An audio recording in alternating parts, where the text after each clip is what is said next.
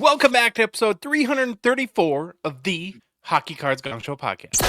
Put a couple of dumb Minnesotans behind a mic, sprinkle in a crazy Canadian, and it's a Gong Show Super Show. Hello, gentlemen. How are we? Good. How are you? I'm well. I'm still sick. How? I was just debating this with my wife, okay?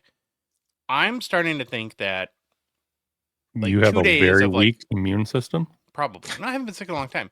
That 2 days of a horrible flu is better than a week plus of minor irritating cold. Who did you hear that from, Josh?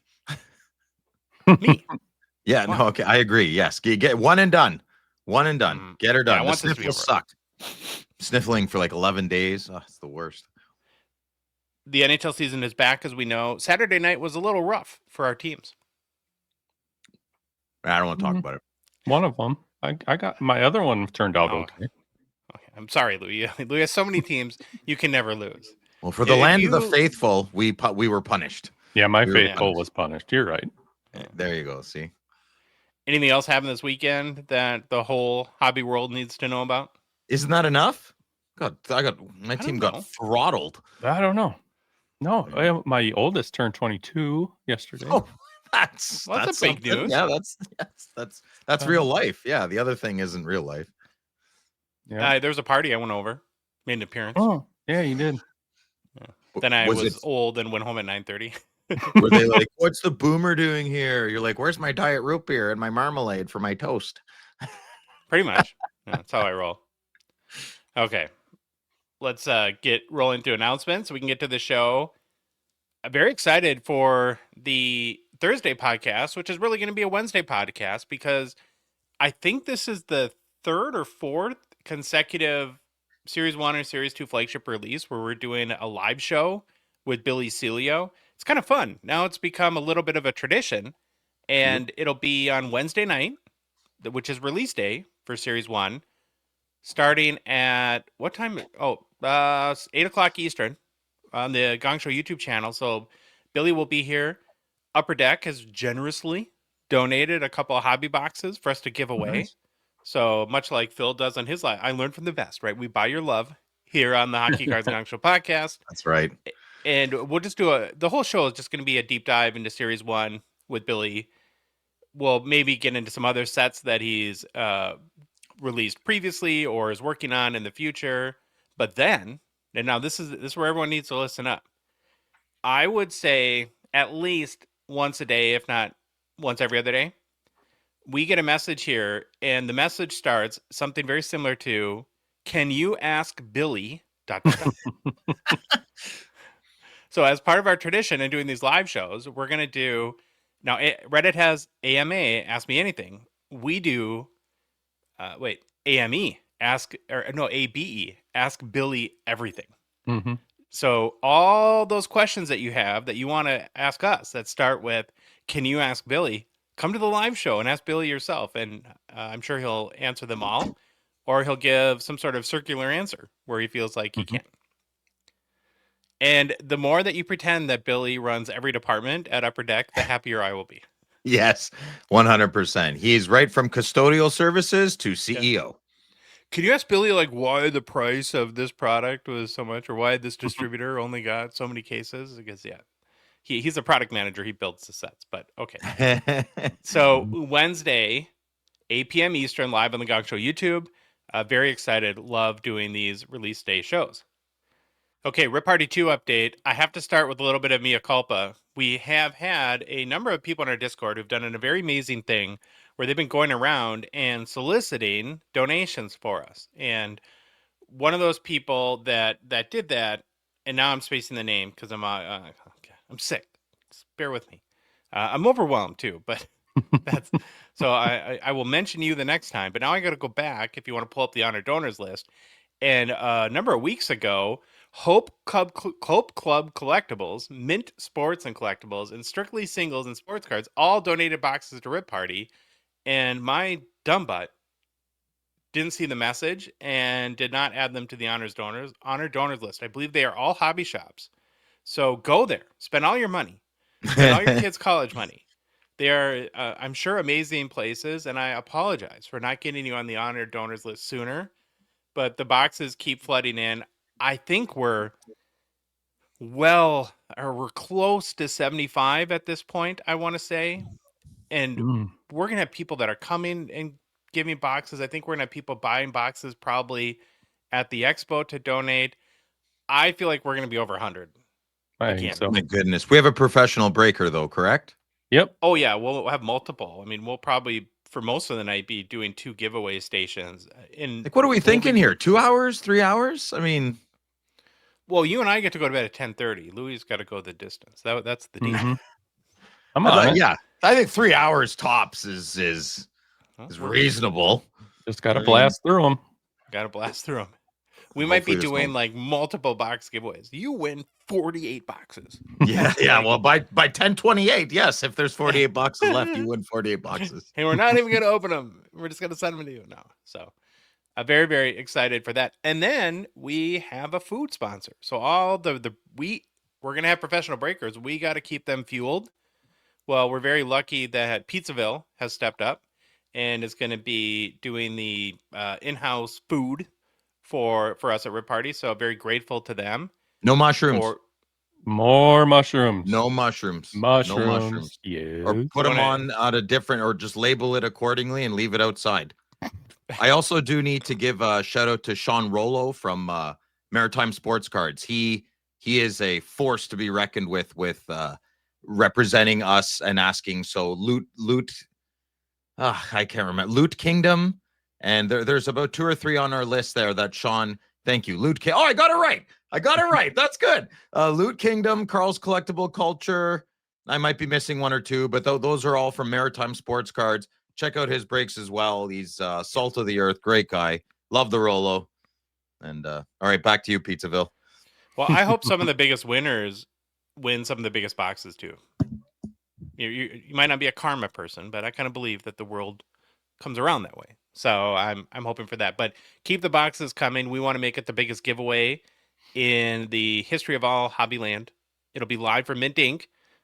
November 7th, which is a Friday. I finally got the date right. So making progress there. Again, starting at 8 p.m. Eastern time on the Gongshow YouTube channel. Be live streamed. And yeah, it should be an amazing time. You remember last year? Remember last year, the guy who won the cup, the grand prize, was drunk and a troll in the chat. That was horrible. Oh, I remember that now. You win some, you lose some, eh? So you can't control the outcome. And that's been a reservation of some people who didn't want to donate. Not about him specifically, but that we can't control the winners. Well, that's called collusion. So yeah, we don't do that. I mean, I don't want to charge $5, I guess.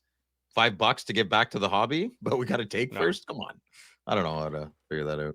Oh, one last note. If you own a big company or like richity rich person, got bags of money falling out of your pockets, we are looking for some additional sponsors, primarily like in the mail department, because if we have 100 packages to send out to both the US and Canada, I'm starting to sweat just thinking about it. And that was a major multi-$1,000 expense for this little podcast last year. So if anyone wants to represents a company that would like to help sponsor the event and join in to help us again make that possible, that would be huge.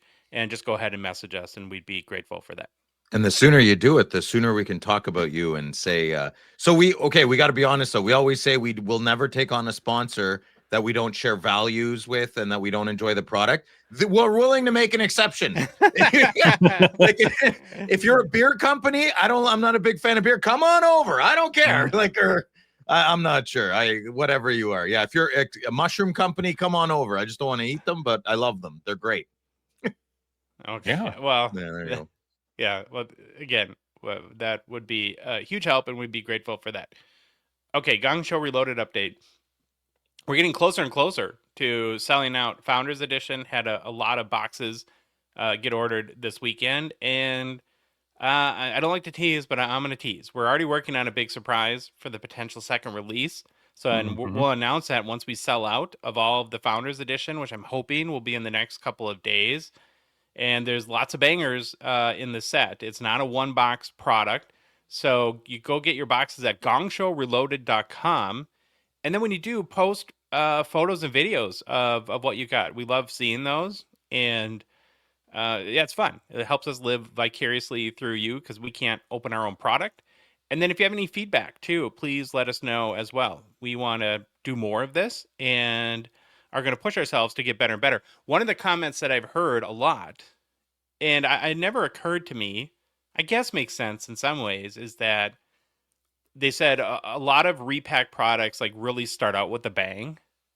Maybe it's to get a footing in the marketplace, and then the product gets weaker and weaker, and the hits get less and less. The floor goes down and down. We will never do that. No. I mean, we're first and foremost, our overarching concern is always the quality of the cards in the product. So that's something that the three of us will never allow to happen.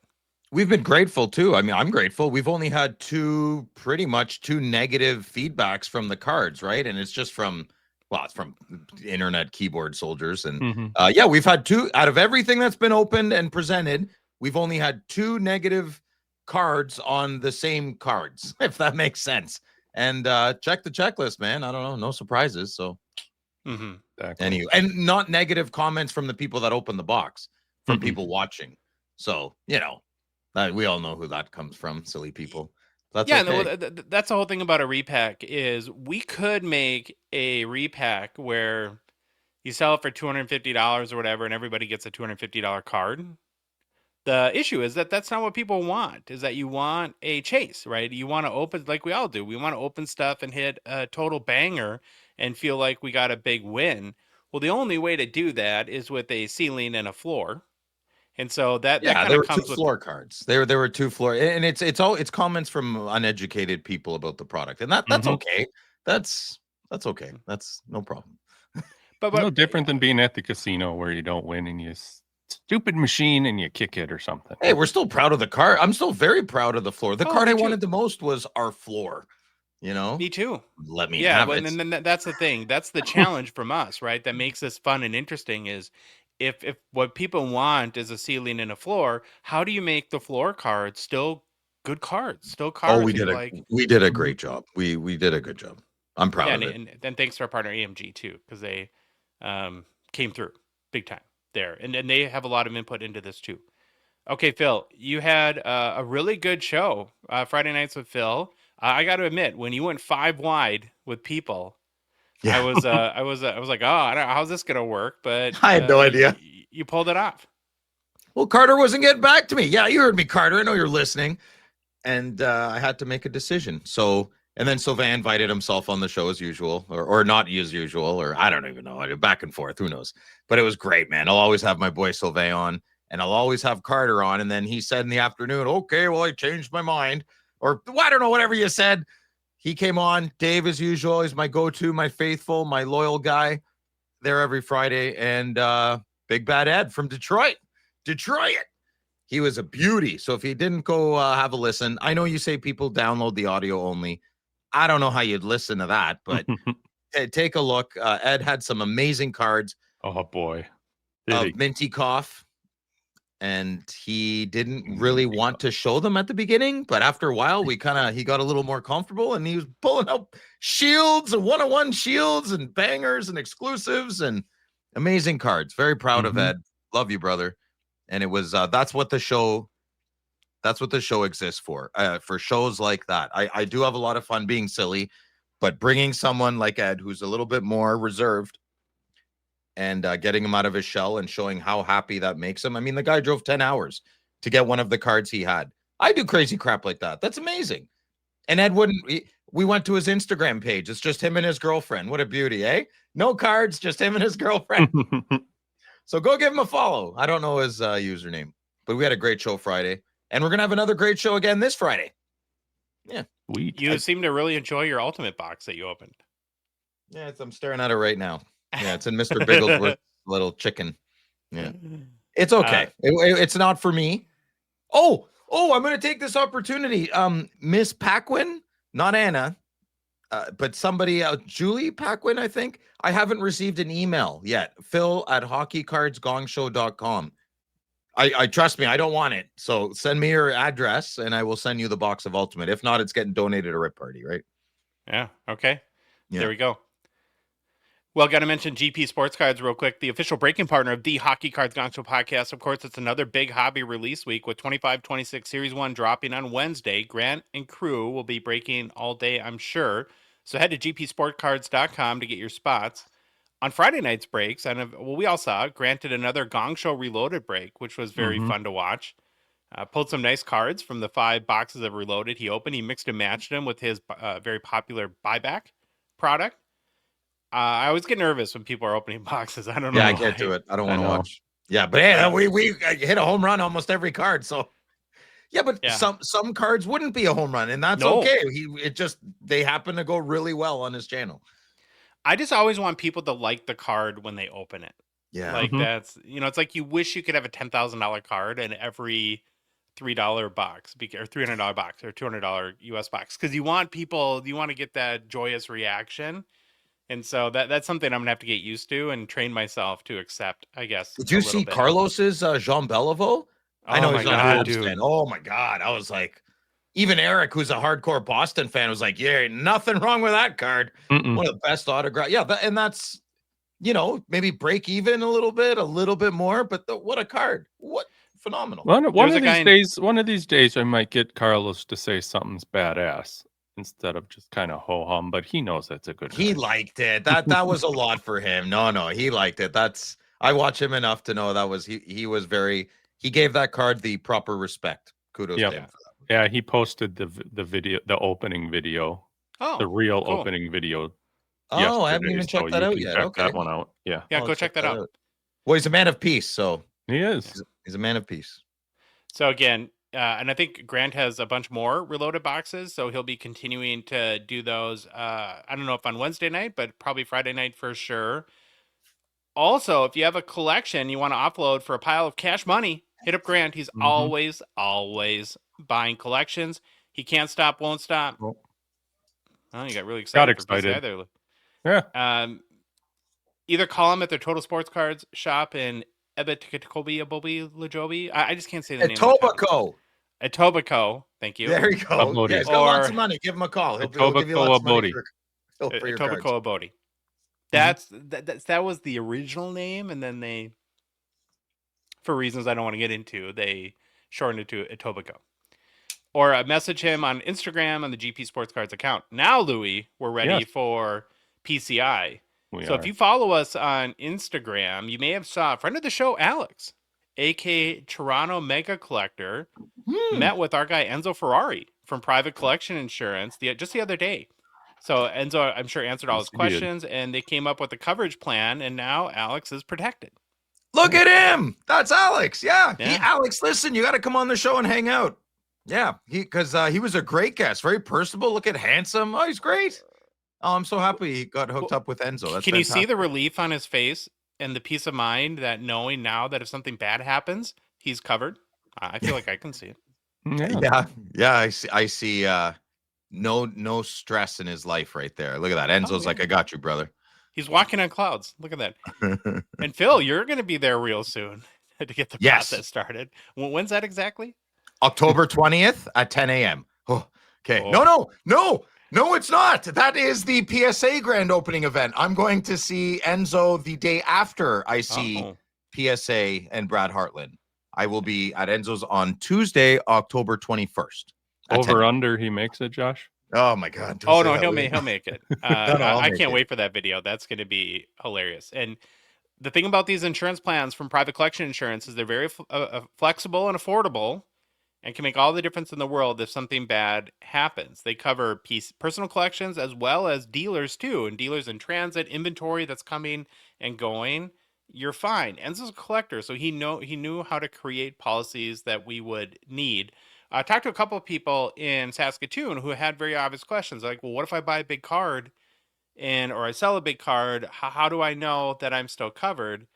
And all I can tell you is talk to Enzo. He's figured all this out, and it'll be well worth your while. So go to privatecollectioninsurance.com, schedule some time to talk with Enzo, and see what a policy would look like for your PC or dealer inventory, however you hobby.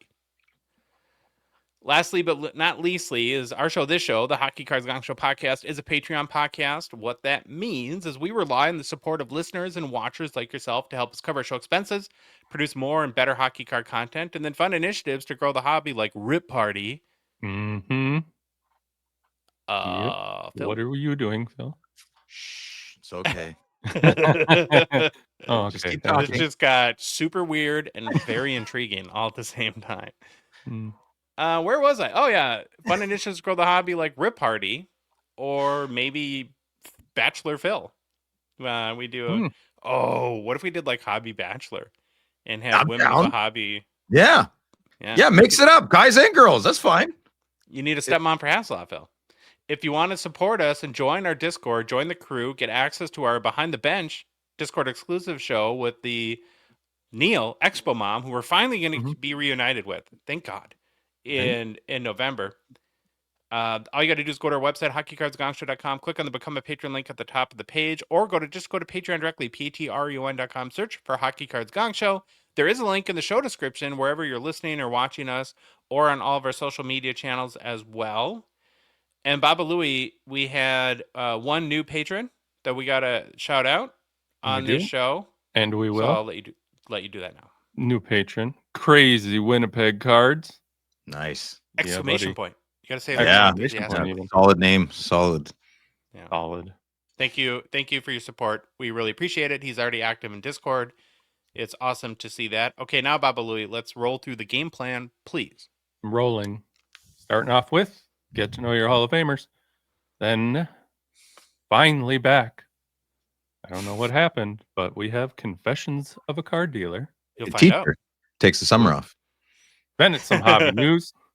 After that is how good is Ivan Demidov? Guess we'll find out. Then it's new product releases, the Gongshow Mailbag, and we'll finish up with personal pickups. Okay, let's get rolling with the Get to Know Your Hall of Famers series. It's where we're profiling every Hockey Hall of Fame player that's ever lived. We started with the first Hall of Fame class of 1945, have been working our way to present-day players. We're almost finally done with the class of 1963. It's taken like months. That was a huge Hall of Fame class, but one or two more left, I think.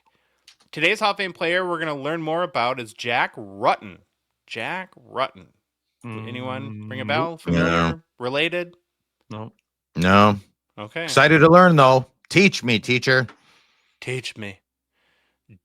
John Douglas Ruttan lived from 1889 until passing away at the age of 83 in 1973. He was a lifelong Winnipeg resident.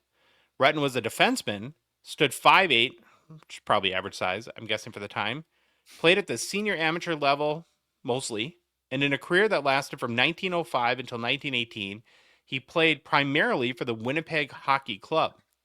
He would win the Allen Cup in 1913 with WHC.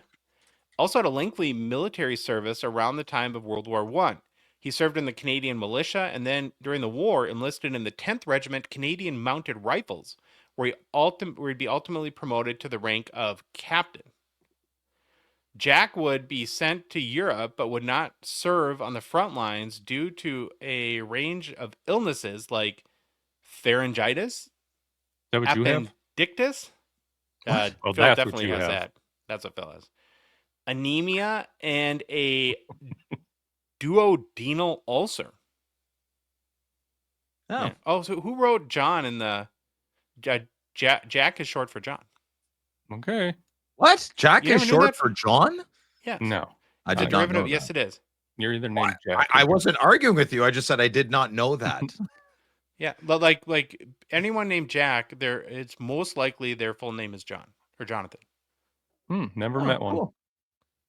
You probably have. They just didn't tell you their full name. No. Yeah, I'm right. My dad's name isn't Jack. His is John. Or John isn't Jack. Because Jack is a derivative of John. So Well, he's you're not gonna, yeah, Josh, just keep going. Oh, okay. sorry, I'm bothering Phil. Keep going. No, we're just going in a circular thing. Okay. In 1917, he was returned to Canada, and because of all the illnesses, I guess, and helped organize the Winnipeg Military Hockey League to aid in the war effort. He would play one last game with the Somme. All the teams were named after big battles in the war. So some area, it's a region of France. Okay. Before retiring for good as a player, later he'd coach hockey at the University of Manitoba and would referee games. So why should you care about Jack Ruttan? By the time Jack Ruttan joined the Winnipeg Hockey Club, he was already a seasoned backliner from Winnipeg's top juvenile and university circuits. In 1913, he played cover point, a role similar to a modern stay-at-home defenseman, focused on stopping rushes and clearing danger. During the Allen Cup defense against Moose Jaw on March 11, 1913, he logged every minute of a 6-0 shutout, showcasing poise and control under pressure. In a rematch 2 nights later, March 13th, Ruttan scored 2 goals from defense, a rare feat from a backliner in that era. Winnipeg went on to defeat Edmonton in consecutive games to complete a flawless cup defense, with Ruttan anchoring their blue line throughout. His hallmark was discipline and positioning, rarely penalized, always composed, and known for crisp, clearing passes to start counterattacks. Complimentary papers praised his steady presence, like the Winnipeg Free Press called him strong on the rush breaking game and cool in defense. Even when making short returns after 1913, Ruttan was noted as being sensational at cover point, still breaking up plays with precise timing. Beyond skill, he was respected for his sportsmanship and leadership, traits that earned him captaincy and later coaching opportunities in Winnipeg. After World War I service, he helped organize and play in the Winnipeg Military Hockey League, promoting the sport's revival at home after the war. We sometimes, or I guess we didn't experience going, obviously, World War I or World War II, and how the whole world basically shut down. And all these sports basically had to start over again, right? And they needed the effort of people to help do that. He later coached the Winnipeg Hockey Club and refereed senior games, maintaining high standards for amateur play. In 1963, he was inducted into the Hockey Hall of Fame, honored as one of Canada's greatest early-era defenders and a pillar of the Allen Cup generation. There are no plain days hockey cards for Jack Ruttan, unfortunately. So when looking at his hobby market, we have to rely pretty much solely on the 1985 Cardophilium set to collect him. Doesn't really look like him, does it? He's in here. Open that? No. Yeah. Not yet. I got to make a video about it. Oh, yeah. I can't wait for you to do that one, too. The Me PSA neither. 10 we're looking at on YouTube is a high-selling copy. Sold for $50 in June of 2024. And that, boys, is your Hockey Hall of Famer, John Jack Ruttan. Salute you, Mr. Ruttan. He's a builder. He was an He's a NHL builder. Yeah. I wonder how by 1963 the record, that there's no internet or the vast records and documentation of everything that there is today. How many people knew of Jack Ruttan some 45, 50 years later after he was done playing? It seems like if he wasn't in a book, you wouldn't. Right. And I correct that he was a hockey builder, not an NHL builder. Big difference, right? If it's on the book, how would you know? I guess, or people maybe still alive that had seen him play that could advocate for his nomination. The whispers and legends of Jack Ruttan. Mm-hmm. Okay, it's been months since our last Confessions of a Car Dealer segment with our guy Sylvain Cormier. Not by design, but life happens, and our boy Sylvain has been living a hobby life of tumult. We'll say over the past few months, he's been in one for half the year or so. Little bit. Yeah, but he was ready for confession, ready to absolve his body, mind, and spirit of all his hobby sins. And he finally rejoined Confessions the other day. So please enjoy this conversation with Sylvain Cormier.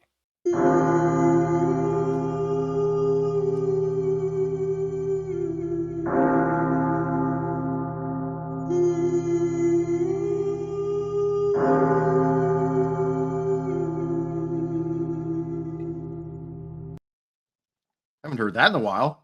It's been a long time, Sylvain. It has. My child, how long has it been since your last confession? It has been 4 months.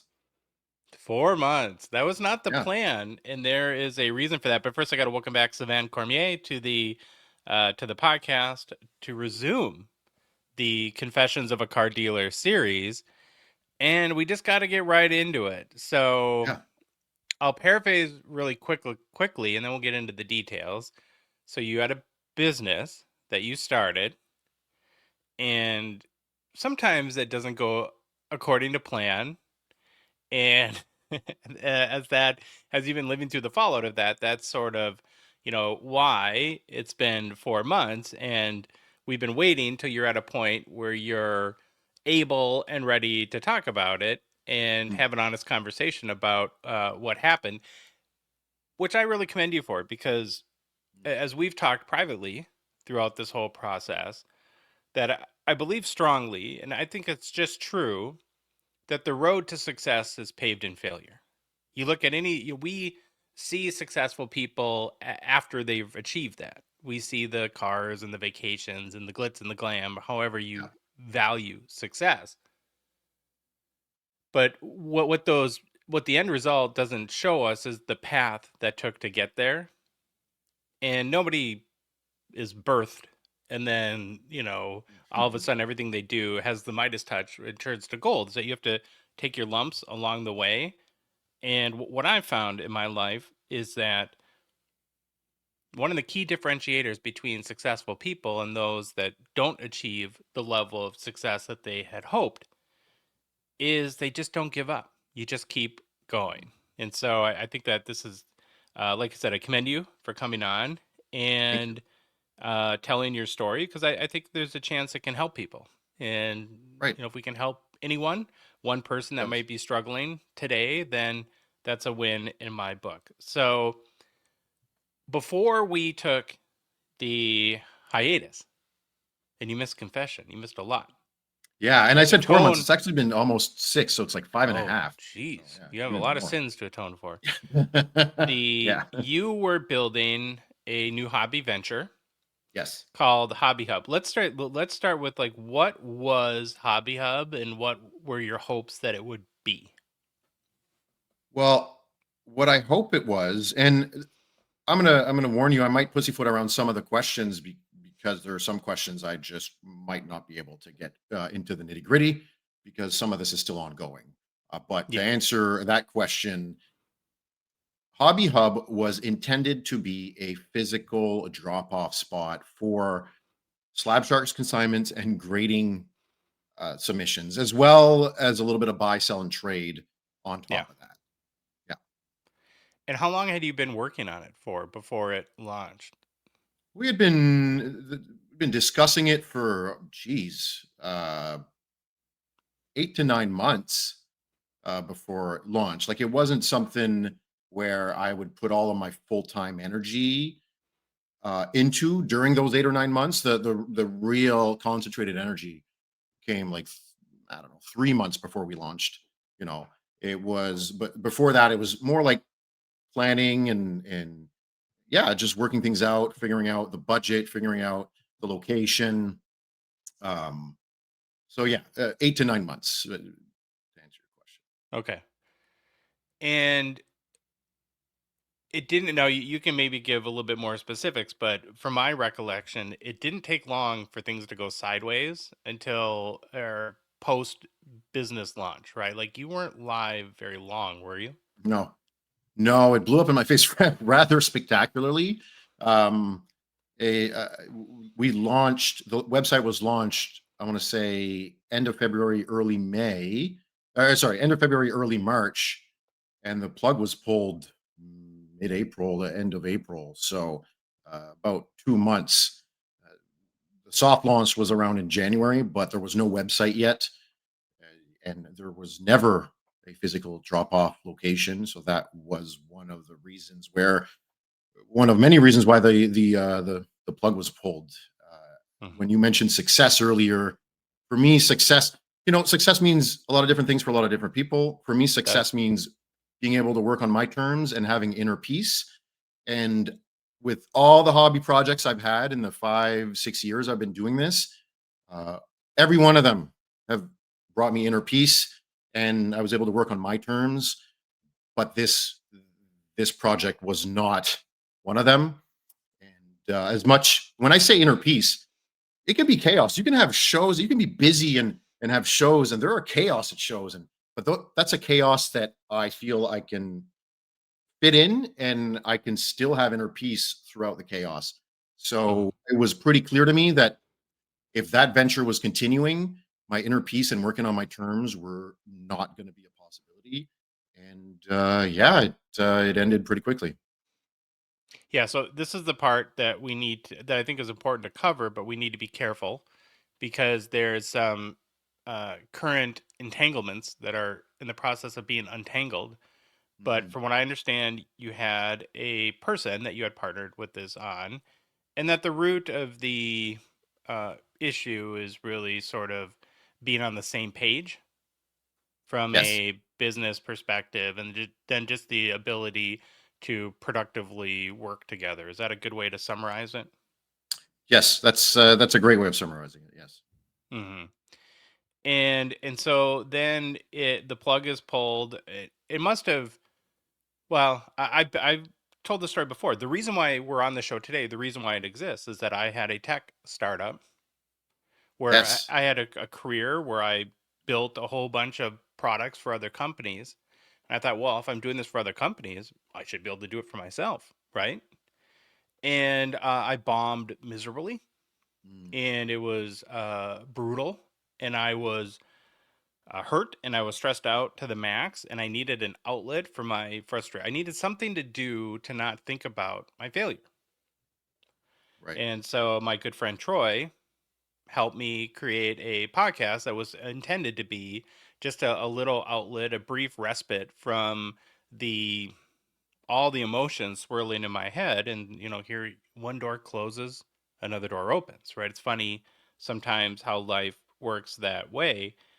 And so I understand, I'm maybe probably to some degree what you've been going through. But Mhm. the first thing that I thought is, I can imagine after all the work and time and money to launch a business, because it's very hard. You don't just snap your fingers and be in Right. business, and then to not even get the opportunity to see if it can succeed or not, if the vision was good, if the strategy was solid, if the Yeah. idea was viable, that it had to been kind of deflating to not even be able to see the original vision through. Absolutely. It was quite deflating. And I remember when you told me about this failed startup, it really helped me cope with what I was going through. Uh, yeah, 2 months into something where you put 8 months of thinking and labor, um, it hurts and it really sucked. And to be honest, like I haven't been able because of this, I haven't been able to buy a card since April. So I've really only been focusing on services. And I think this segment, maybe for a while, is going to need to be called "Confessions of a Hobby Service Provider" because I haven't bought or sold a card. I've sold a couple cards, but I haven't bought a card since April. Hmm. Yeah, because there's some financial issues that it seems like that you need to sort out. This is your Yes. private information to do so. And what was so when you're in a bad situation, I understand. Like I kind of want to get to the day that the plug was pulled, Mhm. and there must have been a sort of a sense of like you probably had a little bit of a sense of relief to be out of Yes. a difficult situation. But then when did that turn into um, kind of the crappy feelings? Well, it went from thinking I was going to operate this thing solo to realizing that it was going to close to realizing that I was not going to see my money unless I agreed to outlandish terms to realizing I'm not going to see my money for maybe a year or two, depending on, and I might never see it again too. It really depends how things work out. So, yeah, it went from relief to panic, but with and then strategizing and then stressing out and then but throughout all that stress and panic, it still felt better than staying. Yeah. It's still, I remember about 2 months in, I'm like, oh my God, I'm feeling normal despite having all these unresolved issues, these unresolved entanglements, uh, struggling financially. I was like, oh, why am I feeling so normal? And I was realized it's because that dynamic was no longer a part of my life, and that's exactly why I pulled the plug. Is because my inner peace was starting to come back, and I was refining my center, and it yeah. So despite the worries and the panic and the uncertainties, uh, I still think I made the most important decision for my well-being and my future self. Yeah. And sometimes when mom and dad get divorced, it's amicable, and other times it gets a little messy, and I think Mm, that's part of this one's been a little bit on the messy side, and yes. so that kind of lingers then all of the stress and just the sort of the feelings about having it not work out. For what it's worth, do you still think that the idea was a good idea? Do you think that had it been a different situation, like, do you ever sit and think, like, what could it be today Yeah, if totally. things had worked out better? I do. I try not to dwell on it because if I do that, if I think that way too long, sure, sometimes it'll pop up, but I'd rather be focusing on what I can do now with the tools that I have. And I've one blessing that was completely serendipitous here was that the show scene in the Maritimes completely exploded. Like Yeah. 2025, my show schedule locally was insanely busy. I was planning this in early 2024, and because Moncton had one show and Halifax had one show, and it was like I had two shows a month. Uh, but now it's like 5 to 6 shows a month in my area. So to answer your question, yes, I still think it would have been a good idea, but going to shows, there's little to no overhead. Uh, Yeah. so And you the were talking fact, about like buildings and storefronts and, pretty yes, significant investments and expenditures, correct? yes, exactly, exactly. So do I think a store that takes grading, slab sharks, submissions, and buys and sells singles and wax can be successful? Absolutely. Like Cardboard Richard, Mint Ink, they do that. You know what I mean? Yeah. Like there are a lot of different stores that do that. But I also think that their startup budget was a lot bigger than Hobby Hubs. And I think that it's unrealistic to expect to make a decent profit with the type of budget that we had, and a building and bills and overhead Yeah. like that, capital expenditure. Yeah. Well, I think too, and just talking with you throughout the summer, we're correct. The show season has picked up, but it's the show season for a reason because there is a season to it. And maybe Mhm. what seemed from my vantage point like a little bit of bad timing from your perspective is that this stuff with Hobby Hub happened, and then it's kind of like the dead time. Yes. And so you almost didn't have the distraction of the show season, and that seemed to Yeah. affect you a little bit. Is that correct? Honestly, I am. We'll never know, but I'm grateful that it was slower because I think I might have burnt out. Like I've had one burnout in my early 30s, and there were signs that weren't that obvious to me back then. Those signs started showing up, at the end of the spring. I'm like, okay, so I need to listen to my body. There were still some shows, TCG shows were still going on in the local scene in the summer. There was still a show at AMG in Halifax. So I was doing maybe 2 shows a month this summer.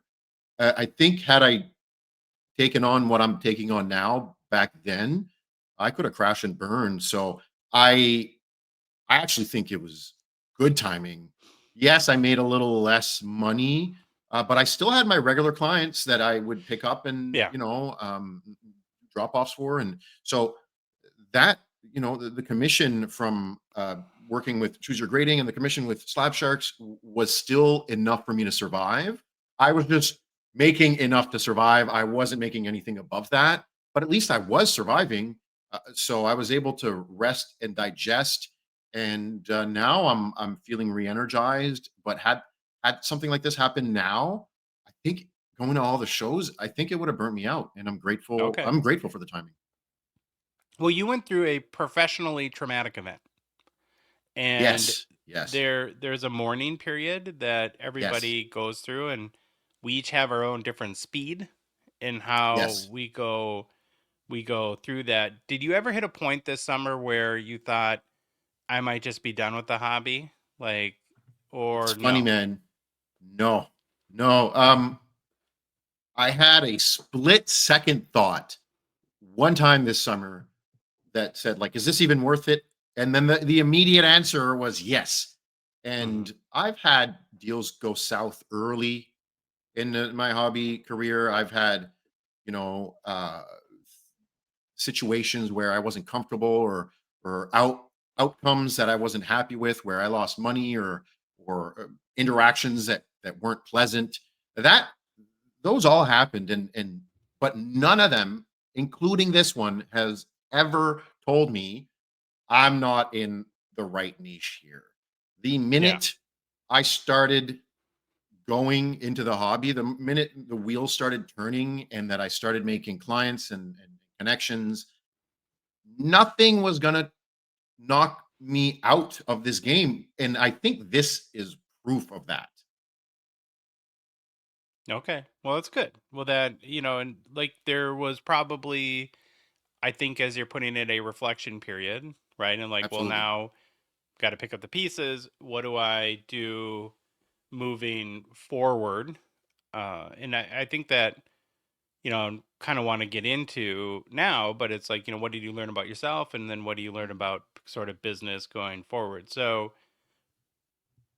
along those lines, one of my favorite sayings in business comes from, for a brief period, and I've told you this before, but just saying it to everybody else now. Yeah. There was an guy that bought the Vikings, early 2000s, maybe. This guy named Red McCombs, who was a Texan and owned a bunch of auto dealerships, and very Texan guy, right, through and through. And he had this saying that I'm sure he didn't coin, but I heard it from him, where that goes, there ain't a horse that can't be rode, and there ain't a cowboy that can't be thrown. And I think that sums up entrepreneurism Mm, almost perfectly, right? Because I take that as there's nothing that you can't do, but there's also no person that can't get knocked on their butt. right. And 100%. when you understand that, especially too, and I don't know if this happened to you, when you're going through a failure and you see other people succeeding, right? There's those little kind of devils on your shoulder that sort Right. of like, well, maybe you're not cut out for this. Maybe you're Right. not good enough. Maybe you're not smart enough. Maybe you don't have what it takes, Mm, sort of stuff. Where again, anytime we look at a successful person, we're seeing the part where they're succeeding, not, and our brains don't have access to, or our vision doesn't have access to, what it took to get them there. And it's pretty right. messy and brutal at times for everybody. Absolutely. And to on the other point earlier, when I was talking about, oh, shoot, sorry, I forgot the point. But yes, I agree. That quote that you said, it actually, I looked it up after, because you told it to me, and it meant a lot. And thank you for sharing that with me. Uh, but the quotes from a 19 late 50s TV show, like a cowboy western show. Oh, great. Yeah, Yeah. So you yeah, never know what you get watching yeah, TV yeah. every now and again. But yeah, it's just, nobody's immune to failure. Exactly. And one thing, that similar quote that resonated with me, is that winners lose more often than losers do. Yeah. Like Yeah. There's that tons really of quotes resonated. like this, like fail harder, fail faster, Yeah, yeah, right? exactly. Yeah. Because Uh, it's yeah. all those sort of things. So what did you think you learned about yourself through this whole experience? Well, for when we were talking about this summer, I also want to say, like, when you said, like, the devil on your shoulder part, I did experience a little bit of that, but only on the buy sell trade aspect. Where when it came to like, because I still had clients that I had to serve, I still Mhm. had these amazing partners with Slab Sharks and Choose Your Grading that supported me through this, and I still went above and beyond every drop off and collection I could take in during the summer, and that was still very fulfilling, and that affirmed that I'm still on the right path and that I'm made to work in the hobby at whatever capacity. It doesn't have to be buy sell trade. It doesn't have to be Yeah. this or that. As long as it's hobby related. And like I did lose a bit of passion for the cards this summer. I think that happens to some people, especially during the summer. But I realized I'm like, this is okay. This is temporary. My passion's not completely gone, but Mhm. it's just like, yeah, I wasn't as excited about cards as much, but now I am. And I'm Yeah. sorry I forgot the question you asked me because I went to the last. I said, what did you learn about yourself? So I think you answered it. Oh yeah. Uh, Well, yeah, I learned that I'm made for the hobby, and I learned that I have, with experience, I know how to listen to my body now, and I also, yeah, like we can claim that. Oh, we like to think that we're tougher than we are, but I realized that, like, instead of trying to act like I was tougher than I was, I just had to really slow down and breathe and take some days where I did absolutely nothing, and it was quite beneficial for me. So yeah, I learned to mhm. listen to my body, and I learned to um, be grateful for, despite having something that failed catastrophically, is that a word? Catastrophically. I still, everything I have built aside from that was still within my Sure. reach, and I was very grateful for that. I would say that you have learned that you're continue to be resilient because you're here. Yeah. Yeah, You're thank you, here on the Josh. I show guess. Yeah, talking about it, and that's an important thing in thank life, you. Sylvain. Thanks, because having experienced burnout in my 30s, I always felt like I wasn't resilient. But I think going through had this experience happened, you know, earlier in my life, I think I would have left the hobby. So. Yes, thank you. Resilience is a good theme, and uh, I think I need to let myself say that a little bit more, because even though I was a certain person in my early 30s and I burnt out, it doesn't mean that the same things will burn me out today. Yeah, I think that's another important thing that all of us need to do, and including myself, right? I can be typically we're our own harshest self critic, and to Mhm, give yourself grace every now and again, mhm. I think is very productive and needed to say that you tried, right? The only thing worse than trying and failing is never trying at all. And Miss so, 100% of the shots you don't take. yeah, Wayne, there you Yeah. go. Yeah. Okay, now what I'd like to do, because I think there's a whole bunch of stuff we can talk about that is just sort of practical business lessons learned for anyone that Hmm. may be thinking about creating a new hobby business or even a business outside of the hobby, right? A lot of it's just general Yeah. sort of stuff that you kind of gain through experience, and I'm sure that you've gained a lot of knowledge through here. Where I want to start too is just in the general sense is, and I think I told you this beforehand, but partnerships are very complicated They and are. very tricky, and in my opinion have a low probability of success. Right. And Right. I say that not because there's so many details and there's stress and there's so many big decisions, and it's very hard to find a person who is going to be on the exact same page as the other one. Like let's say Mhm. me and you start a hobby business, and I want to open a store in downtown Minneapolis, and it's going to cost $250,000 to do that, and you Right. don't. It's like, well, what do you do? Right.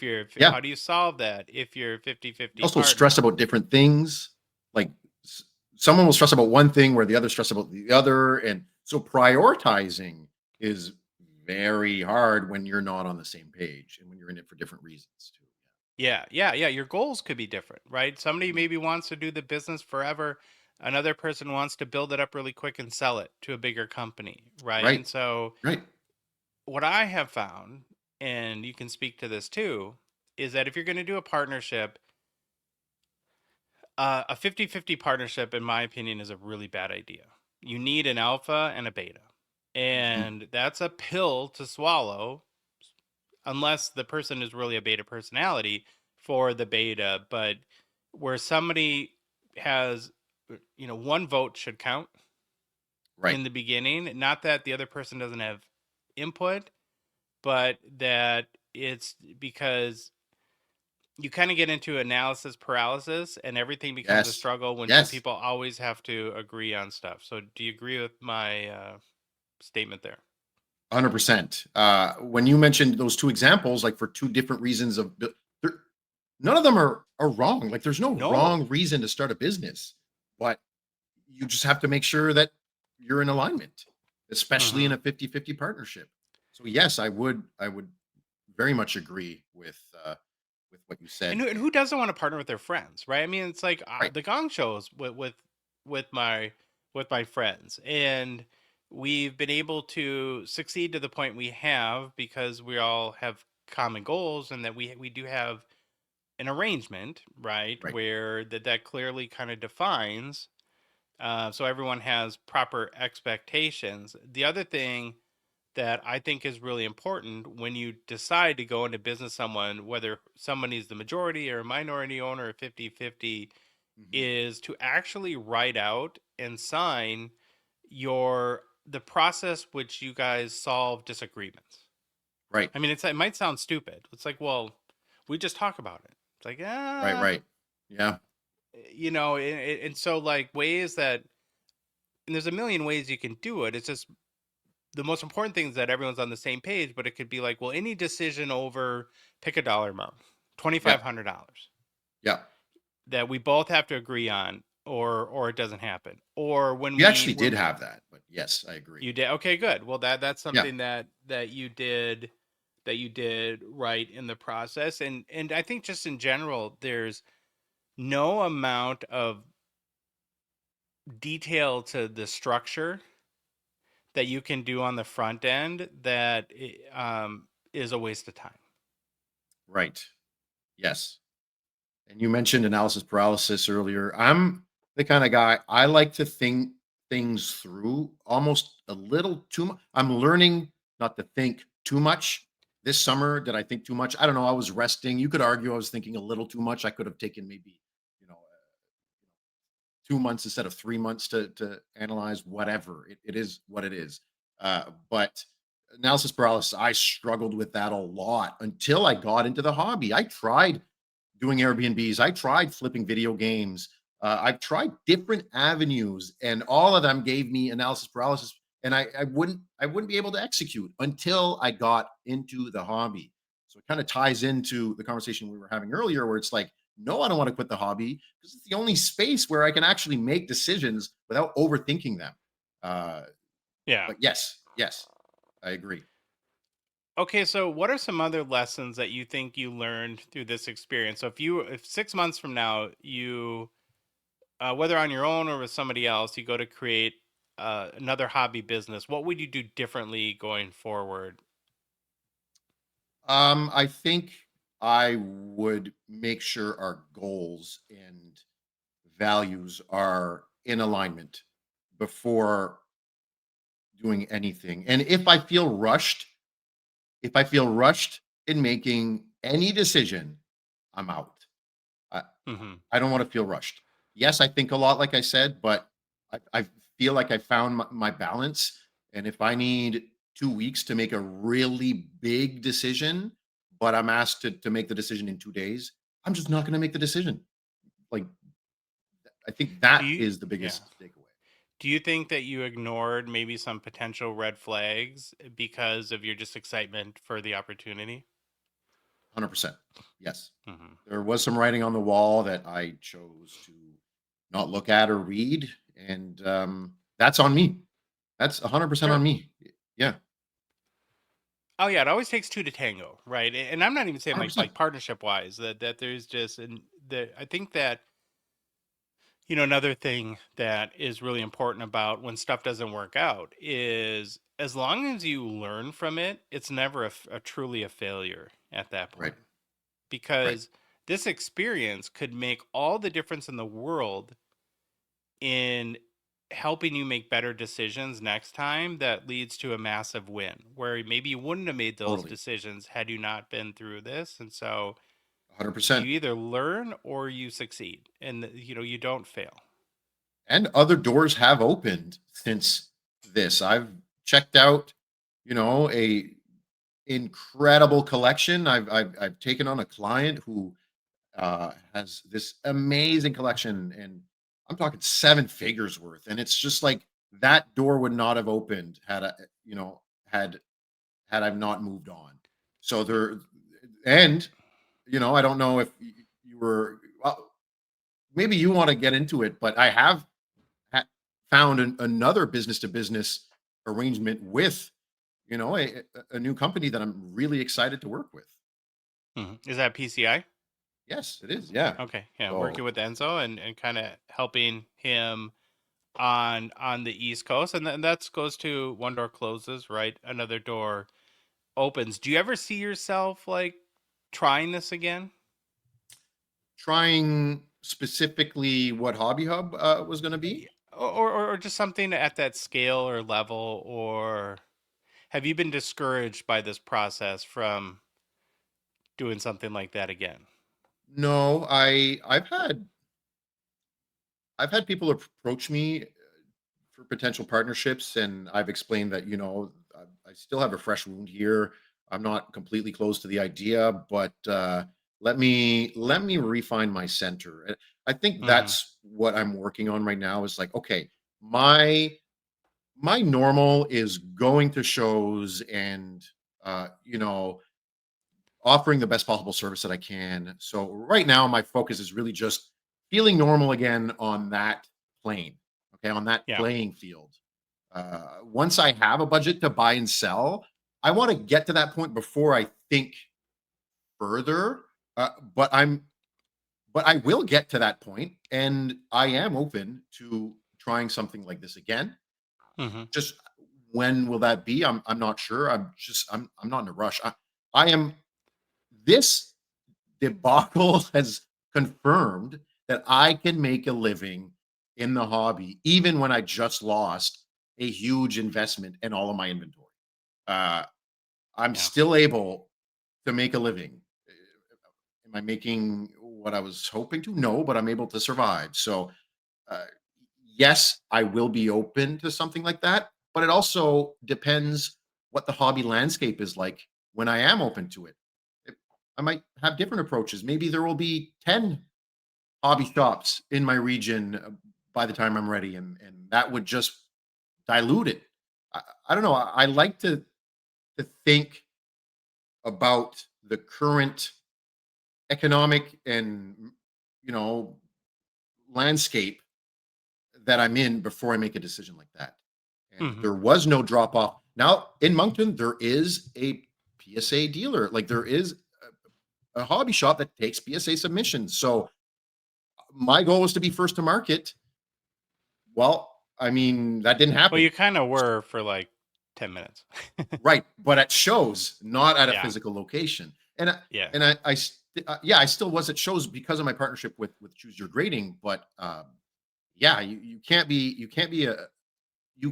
operate a PSA dealership without a brick and mortar location. Yeah. Yeah. One of the things that are comments that you made that made me feel real good, not that I had anything to do with it, but just to hear you feeling better, was that after going to Saskatoon and kind of getting back in the environment, getting back with the Yes. boys a little bit, Yes. that was good for your hobby soul. Is that correct? Yeah, absolutely. It really was. It's going to be tricky for me because I mentioned earlier the show schedule has really picked up in my region. I missed two local shows to go to Saskatoon because there was one on Saturday and one on Sunday in Jeez. Moncton. Yeah. So it's tricky. I'm gonna have to figure it out, but going to big shows, I love my local shows as well, but like I still want to be able to go to big shows, hopefully 4 times a year. Like I'd be happy with 3 or 4 times a year to the bigger shows. But yes, it absolutely was healing. It reminded me, why I wanted to do cards full time after I came back from my first Toronto Expo. It reminded me why I valued the hobby so much with the connections, with fooling around with you guys, and being idiots at the house, and it was I don't a remember ton any of of that. Yeah. fun. Yeah. Now, No, when it you say it really local shows did in help. Moncton, what are I don't understand that because Moncton doesn't exist. Yeah. um, the thing is with the shows is every show is one day, and it's Mhm. usually from 9 to 1, 9 to 2, or 9 to 3. It's never like a Doesn't gobble up big your whole show. day. No, exactly. Yeah. I mean, there have been people talking and wanting to have a bigger show. I'm always open. When you asked me if I wanted to try something like Hobby Hub again, I might be open to it, but I might also try bringing a bigger show to Moncton. I have nothing concrete planned, but I did start inquiring here and there what might it take to have something like that, and that might be the path for me, and not a brick and mortar. Yeah. Well, and going back to my own experience too, I've always tended to be a very like planful, try to be strategic person, and my whole life was a plan. And remember, you go back Mm, to the roots of the Gong Show was just an outlet for stress. There was never any, wasn't going to be a business. It was just something to do for an hour or two a right. week and not think about the crap situation that I was in. And Mm. it's the first experience in my life that there still isn't a plan. You're winging it, It's just winging it. Yeah. it's more like a wave that I'm riding, and something just tells me not to get Good point. off the wave Yeah. at this point. And what I've learned through that, or through this experience, is that when you open yourself up to the universe, you'd be amazed what the opportunities sort of present themselves. And so I think that's for you too, right? It's like when you go to the expo, is there any like direct business you're probably going to do there in a few weeks? No, but Right. it's the best networking you can possibly do in the hobby, and who knows 100%. what comes your Uh, way. yep. And I'm glad you said that. I'm glad you mentioned the universe part because I try not to be too woo woo publicly, but I am very spiritual. And for me, this whole hobby thing, the wins and the losses, the failures and the connections, has been a very transformational spiritual experience for me. And I believe that that's why I was able to answer your question earlier, saying, no, no, I'm not, I didn't think about leaving, is because there's something greater than me that keeps reminding me that I'm on the right path. Even when I fell flat on my face, I Hmm. knew I was on the right path. So Hmm. yes, thank you for saying So the current plan is just to kind of grow your services, focus on the that. growing hobby locally, Yeah. and Yeah. then see what other opportunities arise. Is that your plan? Yeah, absolutely. It's yeah, that's a great way of putting it. Right now, like I have quite a bit of clients, and this summer I could do pickups and drop offs because the show season was slow. But now it's more about forming structure and Hmm. explaining. Oh well, I can't do as many pickups and drop offs because I'll be at this show this weekend, and every single Thursday night, I set up at the trading card warehouse here in Moncton, where I will pick up, some slab shark submissions. That, so it's basically implementing structure after kind of falling on my face and dealing with a bit of chaos. That is my plan moving forward. Once that structure is set, yeah, I'll try to think of new opportunities. But I think right now with the three business relationships I have with Slab Sharks, PSA, or Choose Your Grading, which is a PSA dealer, and Private Collection Insurance, I think I have a really strong foundation to, Hmm. to moving You're forward. like a hobby broker. Yeah, or a hobby hub. Ah, Yeah, that's why I came up with the name. But yes, hobby broker is also a great way of doing it. I can't wait though to buy and sell again. Like even if I don't have, even if I don't make money buying and selling right away, it's so fun. It's so like it's a great, and I wouldn't yeah. have been able It's to like the be rush, with right? you. It's a little bit of Yes, the dopamine rush.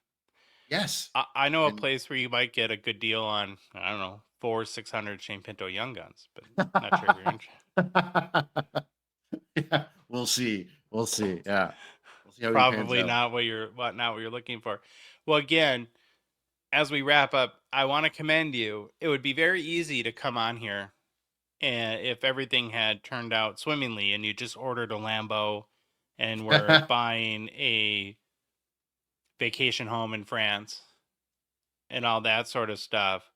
But it takes a lot of courage to face publicly, especially Mm, sort of when things don't work out. And I think that to me, it's a sign that you are ultimately destined for success because Thank you, Josh. like I said, the road to success is paved in failure, and you just got to stay on the road, and eventually you get there. Thank you, Josh. That means a lot. We, like you said, we're our biggest critic. I also mentioned that I feel I'm on the right path, but sometimes I'm questioning if I'll ever be really successful. I'll have that inner peace and that those working on my terms that I'm chasing, and nice to make a little bit more than just survive. But money's not exactly what I'm chasing. What you just said means a lot to me because you have worked with a lot of businesses and you have experienced success. So for you to see that in me, it validates some of the fears that I might feel sometimes after falling on my face. So I appreciate that. And I also want to take a second. A lot of people, well, some people were reaching out after the confessions kind of just disappeared for a while. Oh, when are you going to do your next confession? And I couldn't get too much into detail. So I want to Yeah. say I'm sorry that I disappeared for a while to the people who enjoyed the segment, but I'm happy to be back and to be able to share the journey that as I'm living it.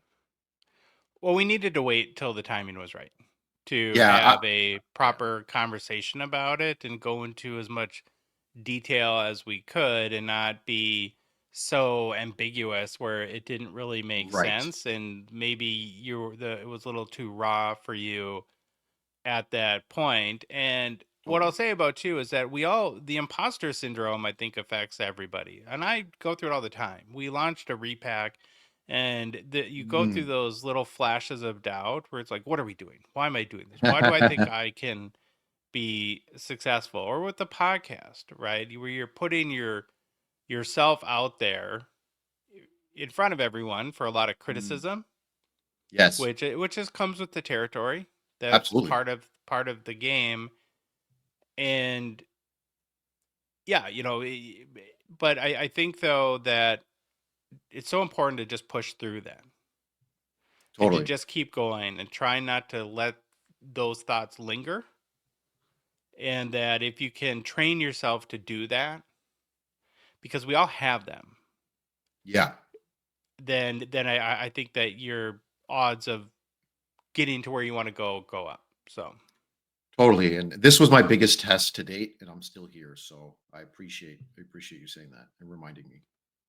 you're here, bud. All right. Well, we'll be back soon for Will. another edition of Confessions of the Car Dealer. Glad you're back, Sylvain, and we'll talk to you later. Back to. Thanks, Josh. Want to thank Sylvain again for coming on, picking back up with the Mm. Confessions series, and good on him to be open and honest about when things don't work out exactly how you want them to. What did you guys think? I thought it was good on him for just everything he just divulged and laid out there. How everybody, whatever you want to do in this hobby, obviously there's different paths and some are easier than others. Some days are better than others, and you just push through, which I think he's good at. He can move on and try to make the best of things, and I'm glad that he was able to let us know some of those details. Yeah, I so agree. he'll land on his feet. He's saying Mhm. all the right things, all the perfect things are said. Now it's all about execution, and he'll get it done. He'll land on his feet, no problem. Everybody gets knocked down. You just got to get back up. That's the only I thing that get matters. knocked down, but I get But I up get again. up again. Okay, thank you again, Sylvain. Slab Sharks, Gongshow partner and sponsor, thankful for their support of our show, this show. The current Slab Sharks weekly eBay auctions live ends on Thursday. It's a big one, a really big one. 7,200 cards available to bid on. So you're going to want to head to slabsharks.com, post haste, mark your favorites, get those bids in. As we always do, the three of us have each picked out a couple cards that speak to us in this week's auction. Not literally speak to us, Phil, but figuratively. Talk to me. I could see you wondering. All right, I'll start with my favorites. So I had to go with one of our U.S. consigners. It's a big card. I wasn't expecting it. Sometimes we get a heads up, and when I opened up the package, I saw this card, and I was like, "Whoa!" Yes, sir. That's a Yes, big one. sir.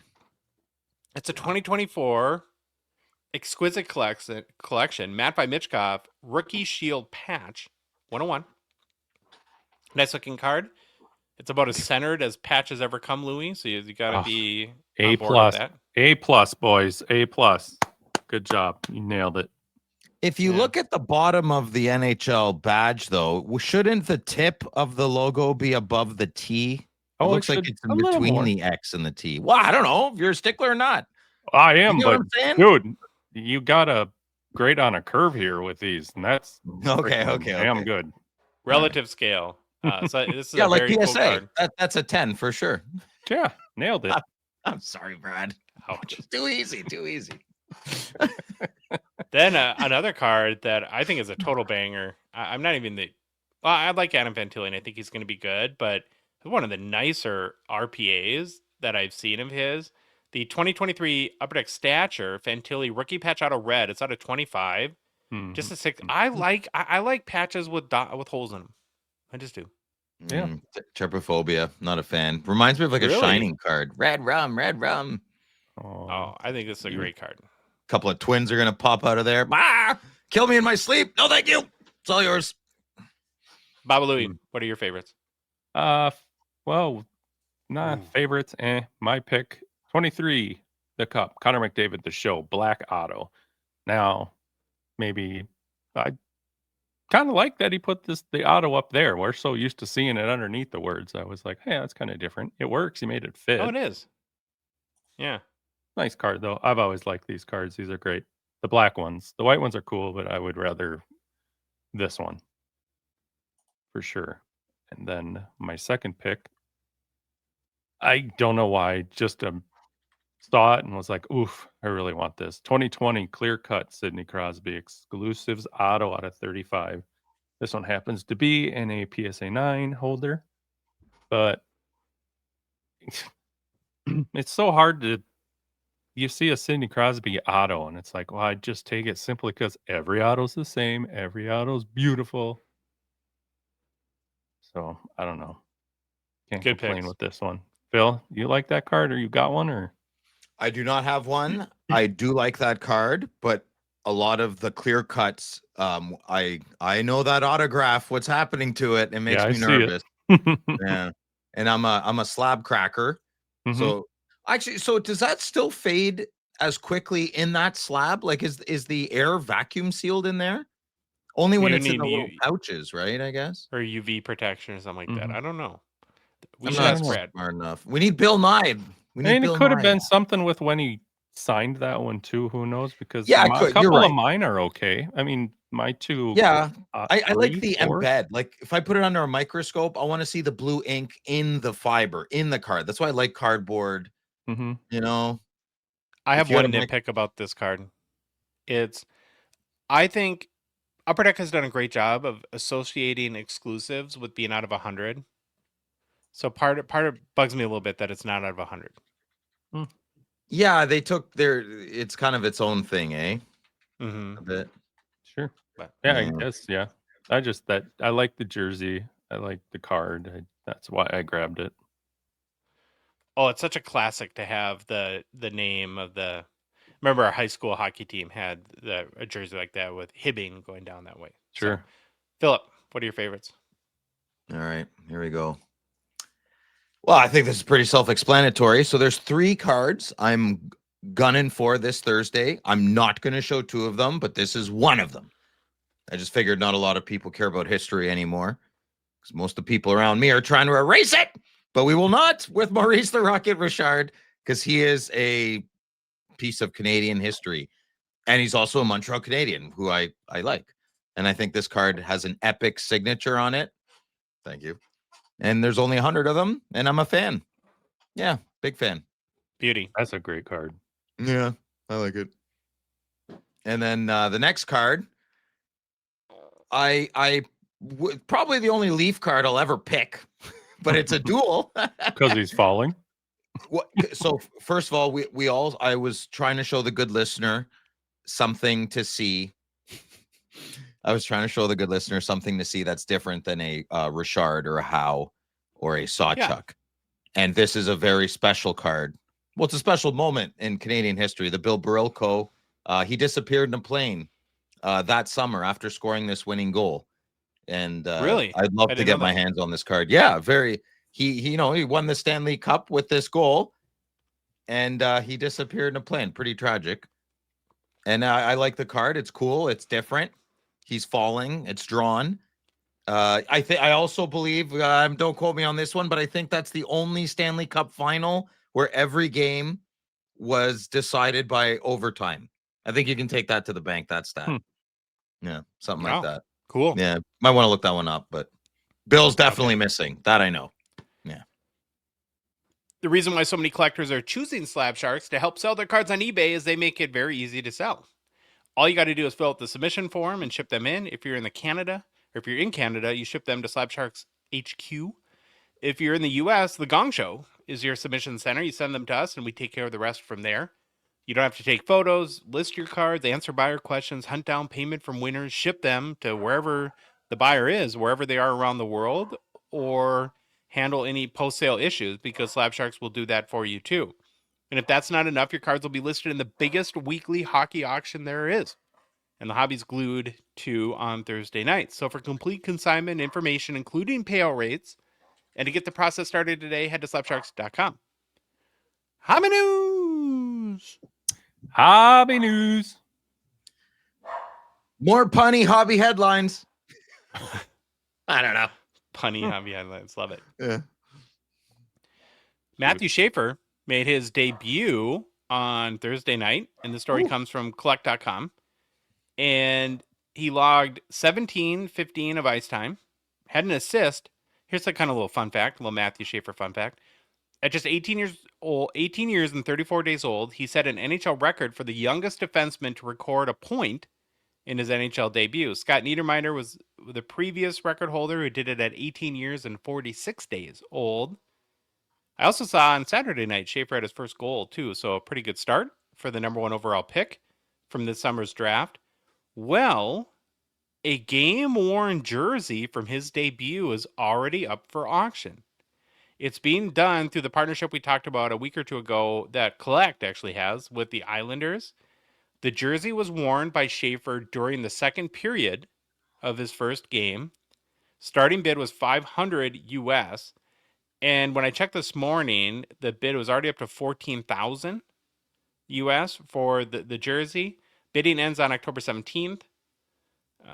I love to see these sort of immediate auctions where there's that very specific provenance. Like if you're an Islanders fan or a Schaefer guy, you could literally right now own a jersey from his debut game. I just hope Upper Deck is bidding on it with a big wallet.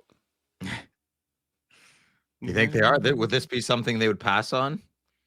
Or I don't that's know. a lot of money, man. Think let's say it goes to 25K. Maybe I'd want Upper Deck to get 5 game used regular jerseys of Crosby or Schaefer. He's the number 1 overall pick, right? And so you can. Well, I think Crosby jerseys are more than that. Like a Gretzky game used jersey. It's just a placeholder. I'm saying I don't have the proper solution. I'm just saying 25 large is a lot. What are you going to put that in the cup only? I would hope. No, we're going to put it nice, Phil. But if you can make 200 cards out of that and you break it down into there's a couple nuggets in here. First of all, like we had talked about with this whole like provenance and getting access to multiple game used jerseys, he wore this during the second period. So as I hoped earlier this summer when we were talking about this, they are using multiple jerseys per game now. I don't know if that's just the first game, but so presumably he was wearing one during warmups and the first period and third period as well. And I'm sure those are all going different places. So maybe Upper Deck already has an agreement for one of those That would be specific amazing. I hope it's still jerseys. not like COVID protocol. You know, no, it's a joke. It's a joke. I don't know. I think if Upper Deck's involved, that would be incredible for the hobby. Well, they keep all this information close to the chest, right? So they could have a 4-year program and have amassed a plethora of jerseys, and we have no idea, right? Yeah. Well, I hope so. Yeah. Hope Right so. now, Cool to as we're recording the show, Oh, it's sitting at $14,000. If you didn't say that, Josh, already. I did. Yeah. Okay, sorry. Oh, that's all right. So it hasn't moved a little bit. Yeah, I don't know how high this will go. Who knows? But it was the number one overall pick, so I'm sure there'll be a lot of interest for it there. Not a lot going on in hobby news. The one other story that I thought I would update us on, I think we did this a couple months ago, but GemRate put out a new update from the top players by eBay sales year to date. And I got this recap from Sports Collectors Daily, so it's them and GemRate. And eBay is meaningful. It's not the only place, of course, we buy cards, but it's the largest by far online marketplace. And so it gives you a very good idea of so far. So I guess January through the end of September of 2025, what players are driving most of the interest and revenue from an eBay perspective. So we're going to do a very quick countdown from 10 to 1.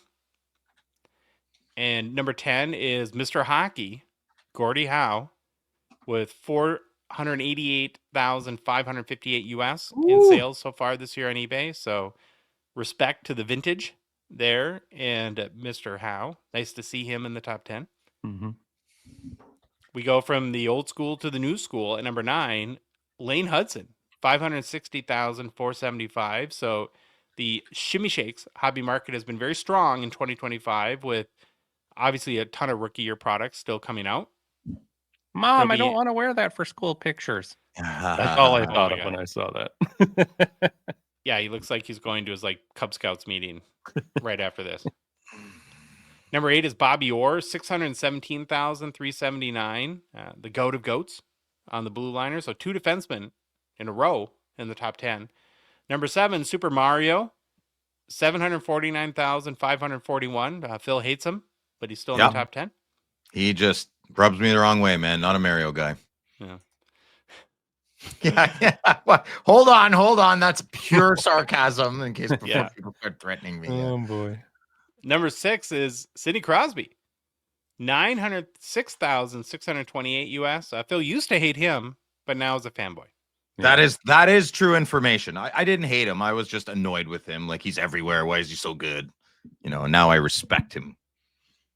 Number 5 is the top 24-25 rookie on the list, Macklin Celebrini, 940,936 in sales year to date. Looks pretty young there too. They're all 18, so they are young. Yeah, they're all. Number 4 is Bedsy, off to a hot start so far. You see that? Great for the hobby. He's pumping in some goals here. 1,798,612 in sales year to date. I just hope you didn't buy the card from this photo because that. A few people did. Oh yeah, a lot of money there.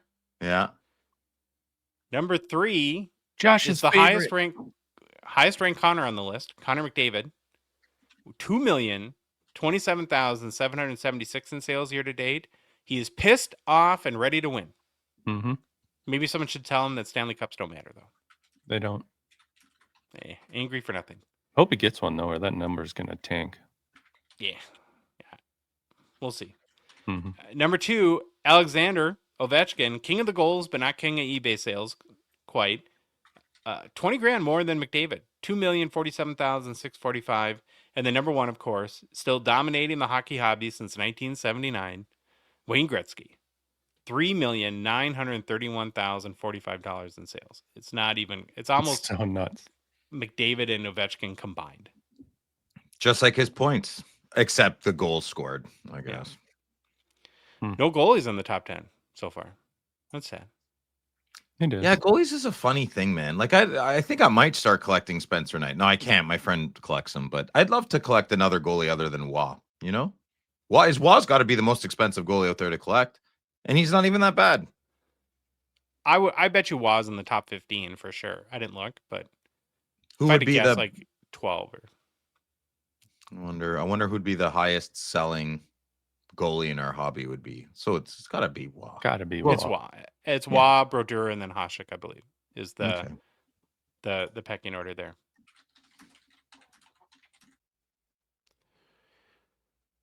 All right, we're gonna move on to what I think is gonna be a fun but a difficult conversation. Just in that we're talking in projections now. So in a couple days, the money will be flowing to Ivan Demidov cards. We know that, right? We've known since last spring that he's going to be the key rookie chase in the this year, and with being on the Series 1 Young Guns checklist, there's going to be lots of people spending lots of money. And we have looked at a little bit of the rookies, or briefly into rookies during our preview series, but in that we kind of focus more on their pedigree and past and what led them to this point. And so I spent some time thinking, it's like, well, with all the money people are going to spend, how many people are going to be chasing this kid? How do you figure out if he's really good or not, or if he projects to be good? And so I spent like a half a day just because I was really trying to push myself to figure out, try to answer that question the best possible. And I think, what I concluded, which is probably pretty obvious to most people, is that there's no way to tell. Right. There wouldn't be Niall Yakupovs and Alexander Daigs of the world if there was a 100% certainty in projecting how draft picks and prospects will perform at the NHL level. And it made me think too, I don't think I would have the nerves to be a scout. Could you imagine like really believing in a kid and sticking your neck out there for like an 18-year-old Mhm. to your team and putting your career on the line and saying, we have to pick this kid number 3 or whatever. I feel so convicted that he's going to be great. And then the opposite happens, and that can't be good when you're meeting with the GM and owner at that point. So a lot of respect to people that do this. And so again, I went through the exercise to the best of what's out there, the scouting consensuses and everything, to try to project how good Demidov is. So we'll start just very briefly covering like the highlights of his past and pedigree and what led him to be a top pick in the draft in 2024. So last season, most people will point to last season, the 24-25 KHL. He had 49 points, 19 goals, 30 assists over 65 games, a new record in the KHL for most points in a single season by a U20 player. Now, I think why people will find that significant is you've had players that like Ovechkin, Kaprizov, Panarin, you name them. Most recently, Michkov, that he was able to do a little bit better at a young age in the KHL. He was named the KHL Rookie of the Year, the Alexei Cherempanov Award, I guess, for the last season, 24-25, and then drafted, of course, by Montreal, 5th overall in 2024, and made his debut last spring. But again, what we didn't focus, or we have not focused on to this point, are the projections and what type of player that is believed that Demidov can become, and maybe the legacy he could leave in the NHL. So like I said, did a bunch of research, looked through scouting reports for every opinion I could find, and here's what I came up with. On the skill set side, he's got elite offensive mind and skill, frequently profiled as one of the draft's most creative handlers of the puck and playmakers. Scouts describe a triple threat, pass, shot, and deke attacker who manufactures chances under pressure. When looking at the ceiling, multiple outlets project, first line franchise, winger upside. The Blue Jackets pre-draft profile even floated 100-point prime resume seasons as a high-end outcome for Demidov. And TSN's Craig Button rated him the number one NHL-affiliated prospect in February of 2025. I don't know Craig Button because we're not in Canada. Is he a reputable Yeah, he's source? funny. He's all right. He's good. Okay. When looking at like stylistic comps to Demidov, he's often placed in the Panarin, Kucherov, Kaprizov mold. That's a hefty company there. Deception, edges, east-west creation, PowerPoint, half-wall threat. So areas to monitor or improve: a straight line burst versus NHL pace, a defensive habit consistency, and physical engagement along the wall. I guess are common notes in public reports on him. One thing that really stands out to me that I kept seeing over and over again is a very strong work ethic for Demidov. And we all have our own sort of like things we look for and characteristics we love in players and people in general. Here's a quote from Canadiens GM Kent Hughes. He said his work ethic is unparalleled. He's been in Montreal skating, working out, and skating again twice a day, 5 days a week. I'm trying to get him off the ice. Again, as a fan, you love to hear that. In a recent Sports Illustrated piece, they noted that despite being young, Demidov already treats his training as serious as a veteran. He isn't banking on his talent alone. His work ethic is very advanced for such a young guy. The hockey writers also mentioned in an article that Demidov's work ethic has never been in question. He is known to be focused on his training, managing his diet, rest, and recovery, which will help him on the ice, but could keep him in the training facility. So maybe there's a little concern of overtraining a little bit there. But scouting reports also note that he competes very hard, retrieves pucks, and is active off the puck and doesn't coast through shifts. That's another thing that, as fans, like on my team, definitely would want to see there. When looking at projections, I found a couple like 3 to 5 year consensus or articles that had done a consensus. The median outcome, so I guess what they would say the most likely, would be top line play driver, primary power play facilitator who lives in the 70 to 85 point band. The 80th percentile is a true star winger with 90 plus points, regular PP1 quarterbacking, and matchup proof production. The upside case, that scouts do envision. And then the floor, I guess if he has health issues or falls out of favor with Martin St. Louis or whatever, top six scorer, power play weapon, 55, 65 points, whose playmaking still lifts a unit, even if the straight line speed never becomes a plus. So maybe that's the big drawback or area to improve, is a little bit more straight line speed that I kept seeing from scouts. But I don't know, guys, the work ethic thing, is that a big deal to you as it is to me? Oh, huge. That fills the gap of anything he's lacking in. So if it's defensive game, I'm going to go stereotype here. Young man, high skill, probably lacks in defensive hockey IQ, right? And I know this, St. Louis rewards his players big time for playing a full sheet of ice game. So we'll find out quickly if Demidov wants to be playing with Caulfield and Newhook, if he's on the PP1. It's so cliche, but it's only time will tell. But if he has all the makings, he has all the makings of a varsity athlete. He has the makings of working hard, as I said before. That's all you need, man. That's a hard work beats talent all day, every week, right? And he's got both. He's got both. So all he needs to do is take a little guidance, take a little mentorship. He could be Kaprizov number 2. We wait and see. Yeah, I think him out there training all the time, it'll help him. I'm not up on how often they play hockey in Russia, the KHL, and what their schedule is, but the pace and the grind of an NHL season, I think it's good to see the kid out there. I don't know that anybody would maybe let him overwork himself, but I think that's good because I think there's certain players that excel in the KHL that play a full, north-south hockey game. And that's probably the biggest thing to watch with him. And I don't know a lot about him. I'm just getting my first tastes of him.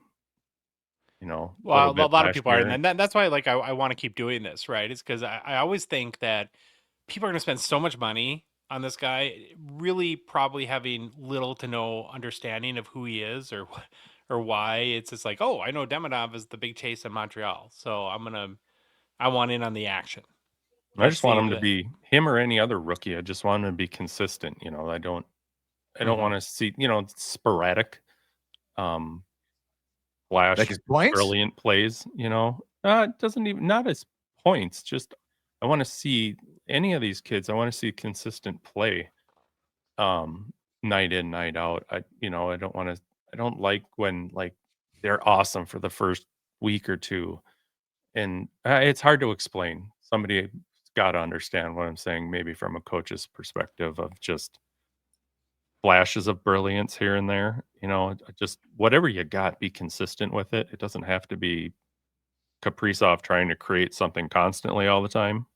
You know what I'm saying? Well, that's the key word, Louis. That when you think about like just look at the hobby lens for a second. The tantalizing players that flash brilliance. It's my whole issue with Matt Boldy, right? Is that Mm. he looks like an amazing player for 2 straight weeks, and then it's like he goes owl mode after that. Who? He's like, where is he? Sure. Right? And the great ones are great consistently. Sidney Crosby, like you get what you're paying for every game you go see Sidney Crosby play.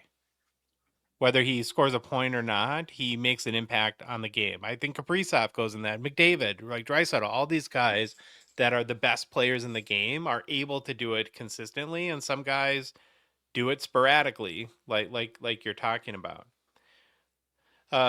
There's the consensus is there's a strong possibility his game will translate well to the NHL level. They point to his age relative pro production in the KHL, where again it's tough to produce there. It's a tough league, and to be so young, that that's a good thing. And there's a lot of course Calder buzz and top prospects status for Demidov, despite the usual kind of Russian to NHL adjustment that a lot of those players go through.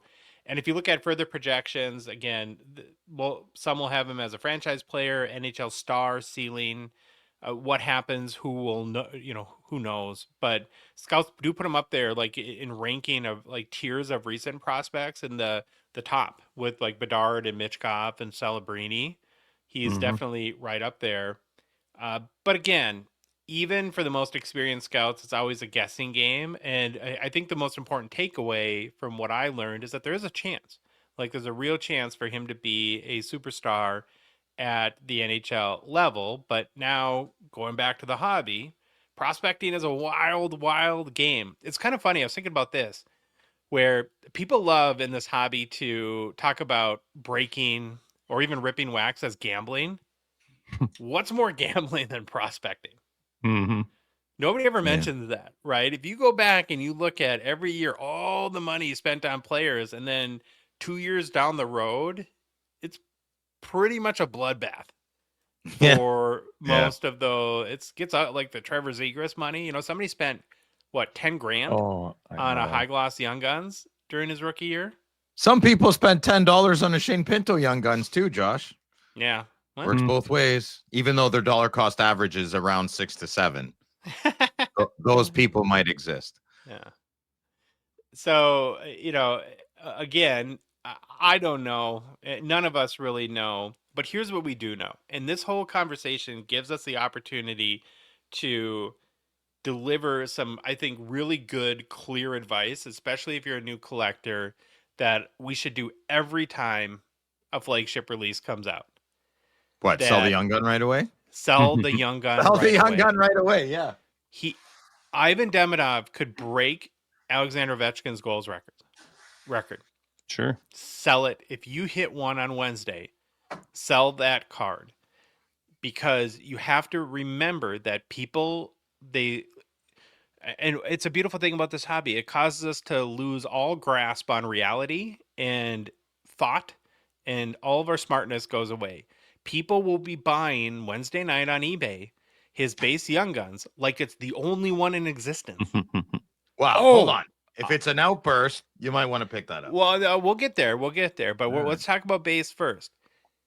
I'm sure someone will spend $500-$600 on a base Young Guns, and there will be tens of thousands of these cards.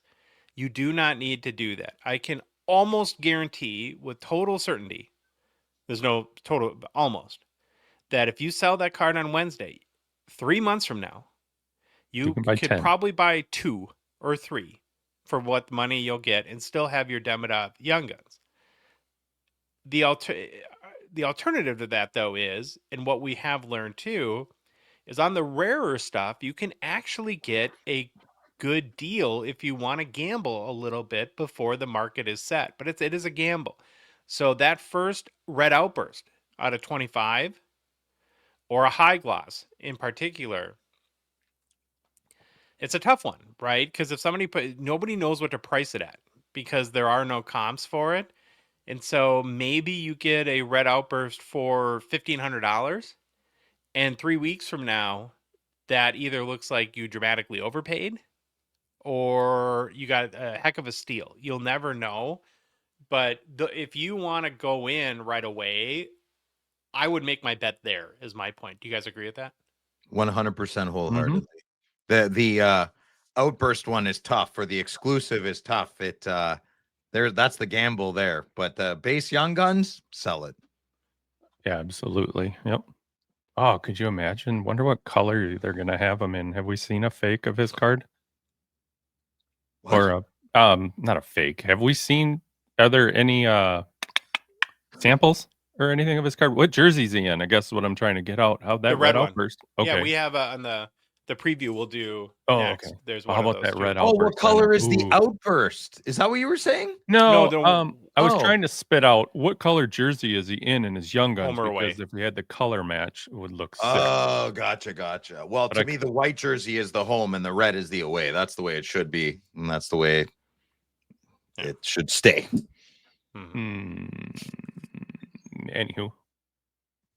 But the other thing I think that's kind of funny too is that my opinion is, and I kind of lean on my own experience, that most of us, how we decide who and when to prospect, some people never do, Mhm. but it's either like a guy we're really excited about on our team, or it's pretty random. Like my whole like Dusty Wolf obsession, who's been a little rough to start the season, I got to admit, is pretty, like, there's no logical reason why I've latched on to the young Calgary. Not a big fan of Calgary, really. And I mean, he does have a great pedigree, but I don't know. I think it's probably more random than most people think of why. Well, even Ed, who has that amazing Minchikov collection that you featured on your show, you asked him why Minchikov, and he didn't really have a super concrete or clear explanation. But I don't think I anyone remember what really he said. does. I think he said he saw him like in an interview and he thought he was funny. Yeah. Oh, that is what he said. Yeah, that's And good now he's enough. like got like the greatest like Minchikov probably PC on earth. It's just kind of funny how these chases evolve like that, I think. So is this your way of telling the hobby and the good listener you're going to start collecting Demidov? No. Or no? This is your way of saying you're not going to collect Demidov, eh? Hey, man. No, it's not. It's my desire to, because I've put a lot of thought into this. Like, I just want people to have the most information possible to make a good decision. Yeah. That's how you do make a good decision. You gather as much information. You get all sides of all arguments and knowledge-based groups, and then you can make the call. Yeah. Because again, and I've said this before, I go back to, it's like, even like with Kaprizov, when I wasn't like I was much more casual about hockey and the hobby at that when he first came out. You get swept up in sort of the momentum of, oh, everyone says this guy's great, so I'm going to think this guy's great too. And which is fine when you're a fan, but when you're spending 4 or 5 figures on cards, it's like you would think you'd want a little bit more information than that. Wait for his gold outburst. What's that going to hit, eh? It'll be fun to talk about that. Oh, I have a question about that in a minute that we will get to. Before we do, though, we got to mention in new product releases that it's brought to you by Gongshow friend and partner Mint Inc. Mentink is the premier hobby shop and hobby brand of Canada. They have an amazing store in the GTA Vaughan, home of Rip Party, coming in a few weeks. If you see yourself, or if you're in the area, go see it for yourself. They have all the latest hockey releases, huge amount of singles, supplies, consignment services, grading, memorabilia. If you want to donate a box to Rip Party, it's probably the best way to do it is go to mintink.ca, order your box, choose in-store pickup, and use the code RIPPARTY, RIPPARTY. You'll save 10%, which is awesome. Then they'll set it aside from Rip Party, and you don't have to worry about shipping or anything like that. So that's a huge plus there. And then also, if you're not in the GTA, Mentink can ship the newest releases anywhere in Canada. So if you're looking to pre-order Series 1, or you're still chasing Ultimate and that $225,000 bounty for the Gretzky Shield, go to mintink.ca and they'll deliver right to your doorstep. Okay, so it's a nice transition from the Demidov discussion into our Series 1 checklist review. So big day Wednesday, right? Series I'm 1 excited. hits mailbox. Inserts, baby. Inserts. Yeah, we'll have a brand new flagship. I always look forward to Series 1 every year. And so today we're going to highlight the checklist along with some of the key card designs. As always, though, remember, you can look at the total checklist right now on hockeychecklist.com. But we'll just kind of cover the highlights here. So we'll start with the base set. For anyone that's newer or not familiar, for flagship releases, the base set is pretty consistent. You have 200 vets and then 50 young guns. The 200 base vets is now the standard, it's the standard. And then since 2023 in the new configuration, the parallels are the Outburst Silver, the Clear Cut, Deluxe out of 250, which I think is played out as probably the weakest parallel in a weird way, I would say. Blue foil to it, kind of. I mean, it's kind of neat. The exclusives out of 100, the Outburst Red out of 25, High Gloss out of 10, Outburst Gold 101. So, what do you think of the design though of the base cards? It's kind of minimalist and I like it. I'm in. Yeah, it's kind of hard with the Oilers being blue as well. I'll wait till I see a second one. Okay, on to base Young Guns. There are 50 players in the base set. Again, these are all holdover rookies who skated last spring in at least one regular season game. There's the same parallels as with the vets, of course. So here's the answer to your question, Louis. Demidov is in the red. Canadians. It's really funny. Gee, who's the guy that put these slides together? Yeah, didn't even remember that. So the red Outburst will be red on red. That'll be kind of cool. That'd look good. No. You don't like that? No. I have wait for my video of my Saskatoon pickups. I have a red Brady Tkachuk All-Star on red Outburst. It does not work. Oh, okay. It gets lost in the sauce, baby. He's in that All-Star jersey. Yeah, it's kind of it's terrible. Well, the Heischer I got looks good in the red. Oh, maybe it's card by card then. Yeah. What I like about the Young Guns badging this year is, again, it doesn't compete with the overall design.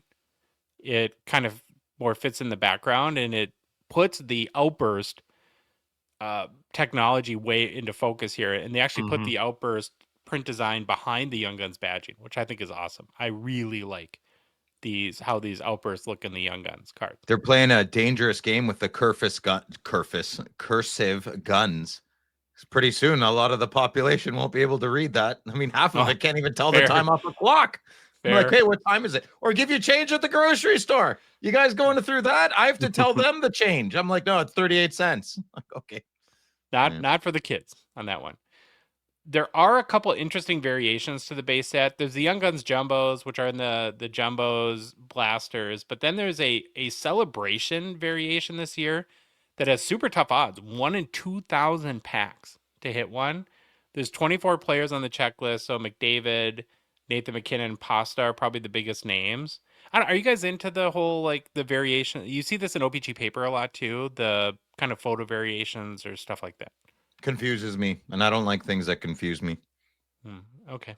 It's too much to remember. Well, yeah, especially I don't. O-Pee-Chee paper, especially in O-Pee-Chee paper. Oh, it's the photo variation black. I can't handle it. It's too much. Then there's I'd the never more noticed it. I'd never pick it. I'd be the one to miss it. yeah. That's Yeah, the throw it photo away. variation. What are you doing? I guess I didn't know. It's the I'm only one I with you, got. Louis, on that. Yeah. They also have the Swagnificant variation, which has been in the last number of years too. Those are a little bit easier to hit, 1 in 288, and those feature players like walking in to the arena prior to the game in their suits and swaggy outfits, stuff like that. Hmm. Okay, there's 20 insert sets in Series 1. We're not going to go through them all. We'll highlight a few. The first, and there isn't a regular photo of this, is a UD Canvas. That's another staple to Flagship. 90 players on the checklist, 1 in 3 pack odds for base.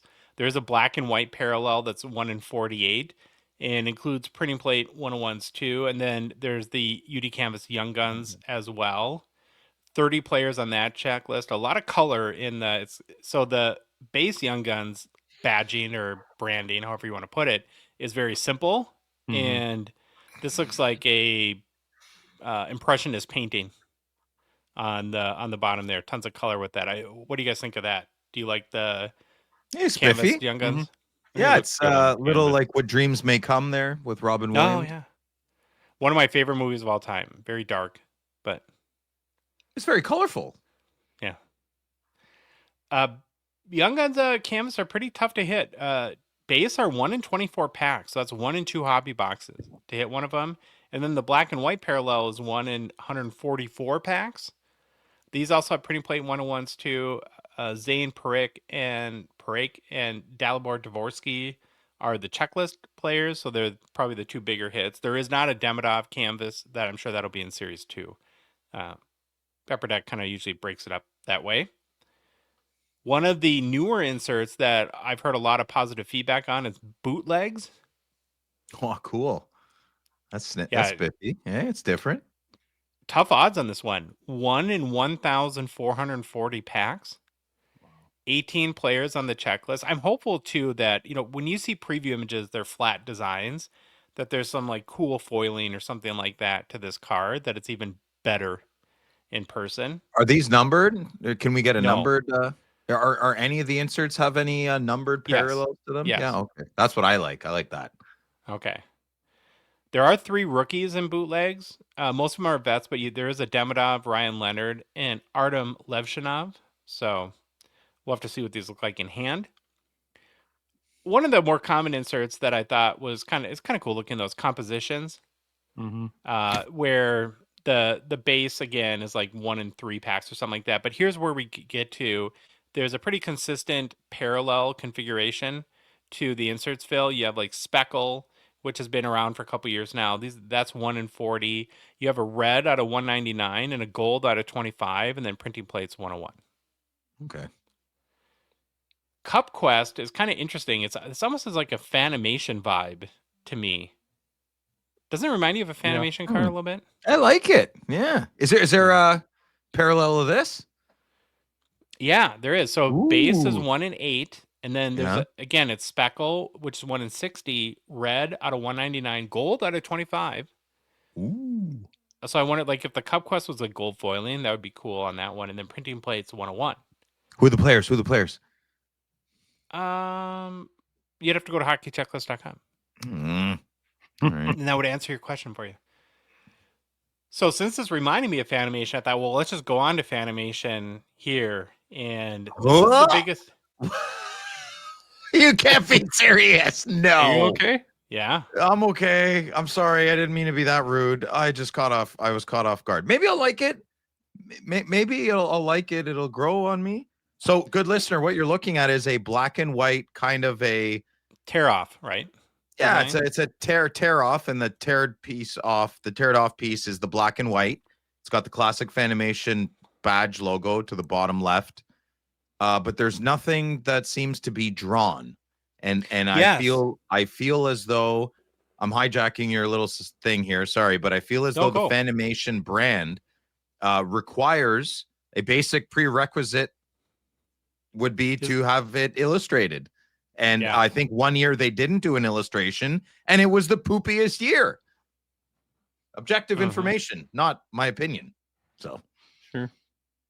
Well, going to be looking forward to talking to Billy about this one. Sort of what was the mindset? Well, why did he and do it? Why did he do it this way? maybe they ran out of ideas to make Fanimation unique, and it made me think too, like holotypes, maybe Fanimation would be better off as a living set. Yeah, Where they you should just do it take- as the very first year. I know they can't because they don't want to get sued from the cities and the municipalities, but then just, I don't know, pick a part of suburbia. If Sure. Tamarack or Minto wants to sue you, well, I don't know, man. I got nothing. Make your own buildings and stuff. Is that the Clavendale Davenport model? Yeah, we're suing Upper Deck because we don't want our cookie cutter suburban house in the background of our hockey card. And it's a cool design effect. I think, to your point, Phil, or where I would agree, is I'm not sure it fits the Fanimation brand. It just doesn't look like a Fanimation card. It looks more like a different Maybe, insert to me. maybe they made a mistake. Maybe they're like, no, that's not the Fanimation. That's supposed to be our, like, that's supposed to be called like tear off, like you said, right? Tear off. I don't know. Okay. It looks like maybe if the Fanimation badge wasn't there, there's nothing about, no one would pick. You could pick 100 people and say, what insert do you think this is? No one would say Fanimation. Well, we're gonna go now from a questionable. I guess we'll see how it works questionable. out. It's How questionable. people react to it, to what I think is the home run in the insert. So that would be the Dazzlers. Now there is a little bit of a design departure here again, where we're used to having more like the fireworks in the background with Dazzlers. We don't have that. I do like the design, but here's the home run. And I'm just going to kind of skip ahead right to it. So they've introduced a gold parallel this year with super tough. It's not numbered, Phil. It's ratio, but it's 1 in 2,880 packs. But it's That's gold, tough. right? It's gold. And I think that, that's what you're looking at. The gold. Oh, it looks, yeah, okay. The new, well, that's the preview. It might be more. Yeah, in hand. No matter what we say on the show, it's always on the baseline or the default of we have to have it in our hand to make the ultimate call. Wonder if that background on him kind of, shimmers like a. Oh, I'm sure it does. Or that'd be. I'm sure it does. Yeah. Reflective. So there's the traditional like base blue, which is 1 in 12 hobby packs. Then you have a whole bunch of retail parallels, which we're used to in Dazzlers. So orange is 1 in 3 tins, green is 1 in 4 blasters, red is 1 in 32 tins, and then black is the 1 in 96 tins. And that's been the biggest hobby or the biggest chase of Dazzlers over the past few years. And then on the hobby side, you have the pink, which is 1 in 72 packs. But now we have the gold, which is 1 in 2,880. And this is a comment that we've made, I don't know, maybe we'll get the credit. Probably not. They would never admit it. But about Dazzlers and how much we've always loved the cards, but we wish there was a more rare option to it. And again, they listened. They listen to somebody. Yeah, that's rare. Big time. Yeah. And the blacks are great cards. The black and the pink are both pretty freaking hard to get. And they're both really nice, but the black is awesome. I can't wait to hold a gold Dazzler in my dazzling hands. I just threw up in my mouth a little bit. You're always trying to hold one of those hands, Louis. Holotypes is back. It's the same design because it is a living set. It's kind of like the comment I made about Fanimation. Again, these are pretty tough. 1 in 504 packs. And so there's 30 new players on the checklist this year. There's 30 in last Series 1. And they for however long they go, the plan is to do it in the Series 1 release every year. This year, the key names would be Sergei Bobrovsky, Quinn Hughes. They're doing an Andrzej Kopitar, which is good, given it's his last season. McDavid, so that'll probably be the big chase. Jack Eichel, Stammer, Macklin Celebrini, Willie Nylander, and Igor Shesterkin. Well, they haven't put rookies in these, which I think is kind of cool, actually. It's all vets. But it's the only set I've ever collected, was all 30 of the first year holotypes. Well, you got 30 more to go, buddy. I think I'm committed to the pot at this point. But once a year, you have to find 30 cards, and it's fun. That's good. Now I'm probably going to wait on the McDavid because I'm sure out of the gate, this will be another card that'll be pretty pricey. I paid what, $350 for the Bedard, and I thought that was a steal. Yeah, there's one for $200 right now on eBay. So lesson learned, right? Almost double. And I thought I really got a big steal, and I waited. I should have waited longer.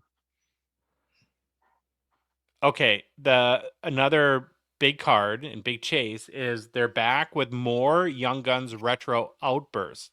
So Upper Deck has been putting 5 in per flagship release going back to last year. These come in silver, red, and gold variations. Silver, again, a pretty tough chase, is 1 in 2,880 packs. Then you have red, which are out of 25, and gold 101. The 5 players on the checklist for 25-26 Series 1 are Alexander Ovechkin, Steven Stamkos, Igor Shesterkin, Zach Hyman, and Charlie McAvoy. Zach So here- Hyman? What? Yeah. Why? I don't know. Here's my key question, and this goes back to our Demidov conversation. What is the product hit? Is it the Demidov Gold Outburst Young Guns 101 or the Ovechkin Retro Gold Outburst 101? You're a jerk. Don't answer that, good listener. That is an unfair question. Apples and oranges. No, but so if I said, Phil, I will give you any card you want from Series 1, you get to pick. Those would probably be the obvious choices, between which one would you take? Do I have to keep? Can I keep it, or do I have to keep it, or do I sell it, or I can do what I want with it? Let's take it for which one would you want more, and which one do you think is more valuable? Let's answer. I'd want the both ways. Demidov more, but I think the Ovechkin is worth more. Really? Yeah. I agree with you, Phil. Thanks, Louis. And we could be wrong. I don't know. I mean, it's just an opinion question. I mean, I'd want the Ovi more because I collect Ovi, so that makes sense. But I wasn't sure that the Ovi. So you guys definitely think the Ovi is? I would more say valuable than the Demidov. $500,000. It's your card, and I think some crazy Russian would do it. Really? But you have to fly to Moscow first, Phil. I'd be like, well, Some buy me the plane oligarch ticket, on a, I'm like, on my way. What's On a that? 3,000-foot yacht or something like that. I would, and I'd Sure. go to sell for $500,000. Would I go to Russia without if I'd bring my friend Dimitri, tell you that, and then I'd go. Yeah, I trust him. He's a big boy. Yeah, And we'd have another episode of Taken. yeah, with international Liam incident Nielsen. for sure. Okay, next question. Would you rather have this OV tribute retro, whatever we call it, Outburst Young Guns 101, or the 2020 gold PMG, the first gold PMG 101 for OV? No, this one. Yeah, if it's not a 2012, 2013 PMG, I'm not interested. Okay. That's just the way. That's You agree with that, Louis? Yes, sir. All right. well. What about you, Madigan? What are you doing? I would think for days on that and pull all the hair I have left out of my head and then make a choice and then immediately regret it, whatever I chose. So that's a tough one for me. Do you realize you reference no, and that just might be me and not being interested in it, but I find you reference the gold PMG a lot. And so do you value that as a pretty big card, eh? Well, the 2020 97-98 retro design, yeah, I think that's a really big card. Like the Crosby and Ovechkin. Remember the Ovechkin sold, I think, for $500,000. Yeah, I think this is worth more. I think it should be worth more. Whether it sells for more, I don't know. But no, I don't think the Ovechkin goes for $500,000 today because that's when PMGs were the X. I mean, okay. I appreciate your honesty. I appreciate your honesty. That was on a big curve there, on the big wave. Yeah. Okay. Population count is back with 30 more players on the checklist. The base population count is 1,000. And then there's the following parallels. It hasn't changed. So you have 500, 150, 25, 10, and 1. So the 1 would be the 101. There are a few rookies on the checklist for Series 1. So you have Zane Parekh, Gabe Perreault, Ivan Demidov, Jimmy Snuggerud, and then Artem Levshinov are the population count rookies. This is another one, though, like when it gets to vets, now that this set has been around a long time, I think if you're chasing, make sure that you're buying the first one. Not like the 4th McDavid population count. I wouldn't spend a lot of money on that, but that's just me. How is this card sitting with you guys over time? Love Are it. you more interested in it? Okay. I still need a few years. I still need a few years to distance myself from the Bobo year. They made a mistake, if you don't know. Oh, yeah. That's all it was. Human error. I think there's probably 5 ones of the ones, Yeah. I tracked down, there was 3 Kachuk. So maybe there's only 3. Who knows? But I believe it was the second year they did this. That was the unfortunate mishap. Just need a little bit of time. We had a population count 10 and Reloaded, and that seeing that in hand, that was Jack Hughes. That was an awesome card. It's a great card. It's very it's awesome. It's a great card. Okay, So now there's one. Hey, do it.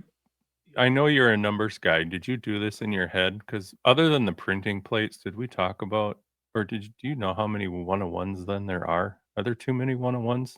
Didn't we always beat that like a dead horse?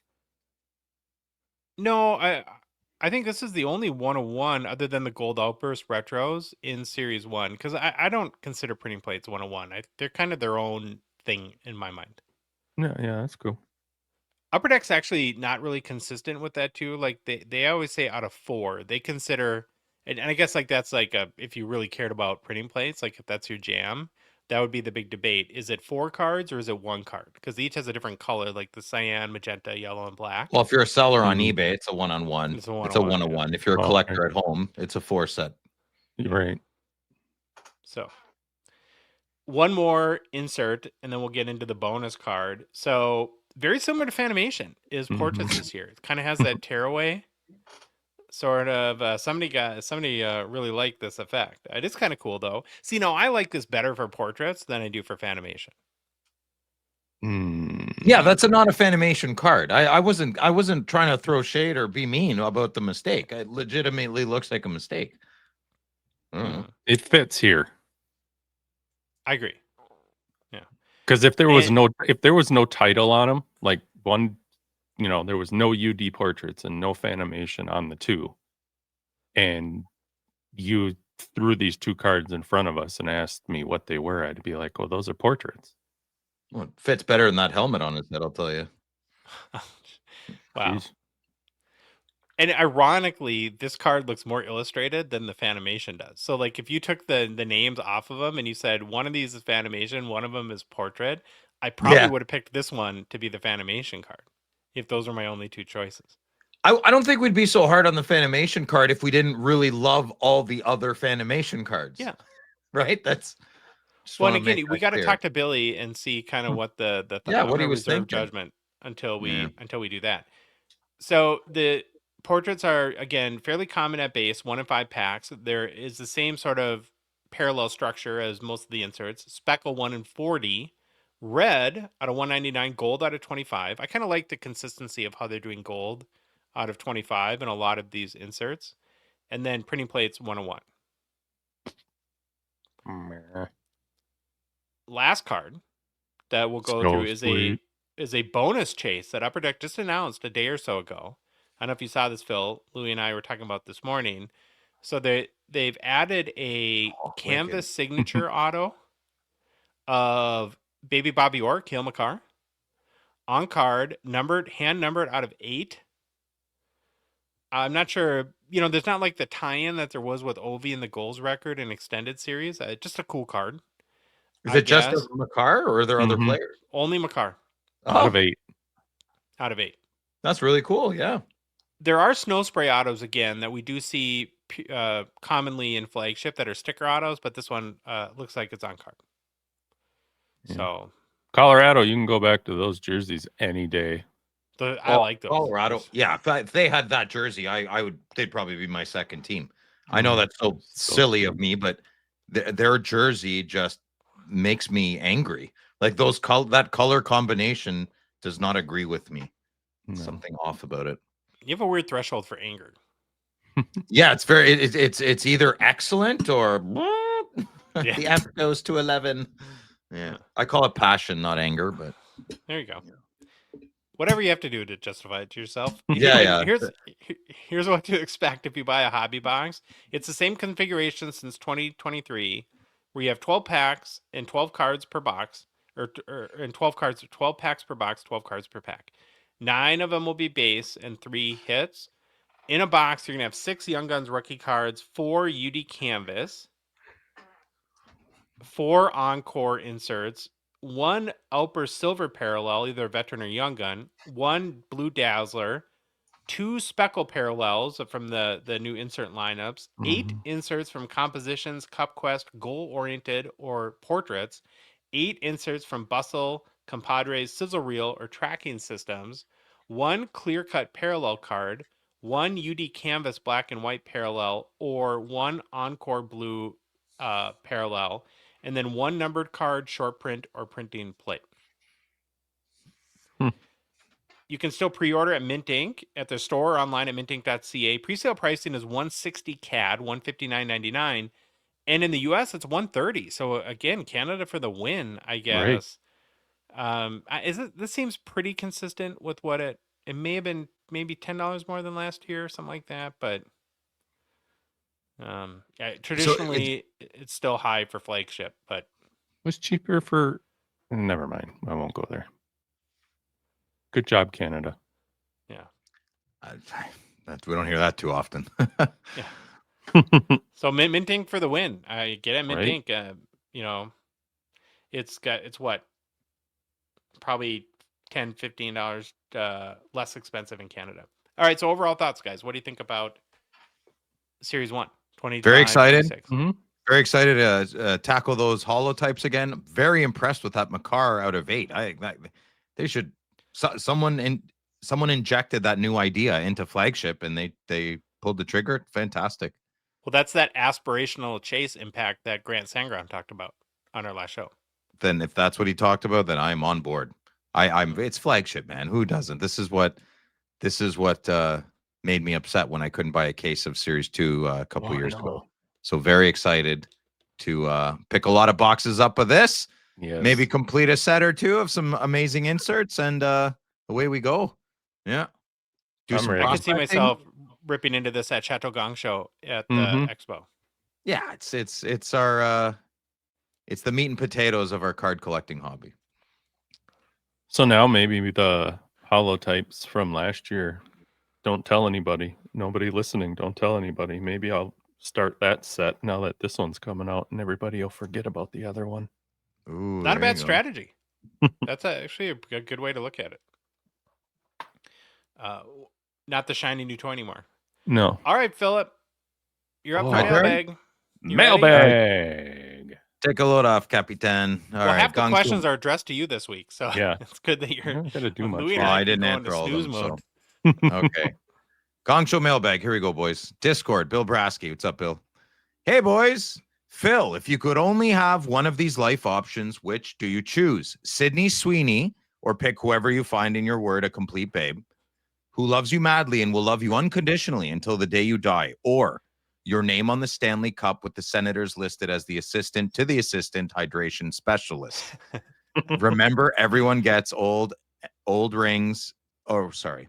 Remember, everyone gets old and rings do come off the Stanley Cup after so many years. You boys, go ahead, Josh. Well, I don't have to answer this question. punted. And I'm glad I don't. answered it though. I want you guys to answer, then I'll answer last. I'm happily married, so I want my name on the Stanley Cup. I have my Sydney Sweeney. Her name is Jenny Madigan. She's beautiful, and I love her dearly. Louis? Hot chick. That's why I wanted you guys to go first. Okay, so now thank you, Bill. It's a cool, different question. I like different questions. It is slightly conflicting, but ultimately I'd have to pick Sydney Sweeney because she is a babe, or whatever babe I would pick, the love of my life. I would pick that scenario all the way. Hockey is just a bonus to the life I'm trying to live. I'd rather be a legend to my wife, children, and grandchildren than a legend in the Stanley Cup Hall of Fame. Or, well, you know what? Maybe actually upon retrospect, I'm conflicted again. Maybe I do want to be on the Stanley Cup. No, I'm kidding. That was just for effect. I would much rather. I always thought I'd have a huge family. I have one son. I always thought I'd have 6 kids, 30 grandkids, You might. chickens, and yeah, I still might. You never know. Probably not, but yeah, I like that scenario more. Okay, here we go. Next question. Discord. Foley 48. Hey Phil, what's up, Foley? I hope your recent Slab Shark submission was a success. I'm interested to know if you sold your cards to generate funds for a PC edition, or if your garden has become unruly and you needed money to hire a guy to tidy it up. So I actually wanted to experience the full truth, man. I wanted to experience a Slab Sharks adventure from beginning to end. They've been sponsoring us since I've been on this show, and I'm kind of embarrassed when people ask me in public what to do. I have no idea what to say. So I did it, and I just asked Josh how to do it, and he helped me, and I didn't even need his help. It was that easy, and it was an excellent experience. All my cards got paid. I sent in 214 cards. Now, I do think I got a bit lucky because Slab Sharks facilitates this. They cannot control who bids on the cards. I cannot stress that enough. That is such a litmus test for me. When anyone, I mute you immediately, or I don't want to see that. It's silly. So all my cards, 213 cards got paid for, except one, and it sold the next week and it got paid for. I'm pretty sure. So my whole experience was fantastic, and that's why I did it. The money was nice too, man. Made over $4K, over $4,000 that I did not have before. Yeah, it was great. Right back into the savings account that went because we won't finish the end of that sentence. Okay, next question. ResDog CC. I've been using Terapeak on eBay for product research, and one thing I've noticed is that filtering out irrelevant or outlier listings can be pretty time-consuming. Currently, if I want to exclude certain sold items, I have to remove them one by one. Wouldn't it make sense to have a checkbox system that allows users to select and exclude multiple listings at once from the results? It would really streamline the research process and improve data accuracy. Do you think a feature like this is on eBay's radar? Josh? I don't think it's on their radar. I think it would be great to be able to do, but I don't know if Terapeak's changed much in 5 years, and I doubt they have much incentive to change it. So great idea. I just don't see that happening. Mm-hmm. I concur. I don't know why. I have no idea why, but I do not think eBay is interested in any way, shape, or form in even changing the word from completed sales to completed listings. Just one word. Mm-hmm. You could just change sales to list. So there is obviously a reason. And it's the bewildered. I mean, who knows? I have no idea.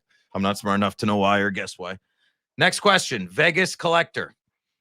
Before I get to my question, Phil, I am compelled to express my frustration. I get in line. During the last FNW Friday Nights with Phil, you I can't say that. Erroneously.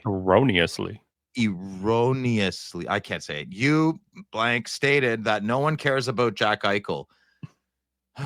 Well, sir, I assure you I am somebody. Just ask my mother, who tells me I'm special. You showed too much there.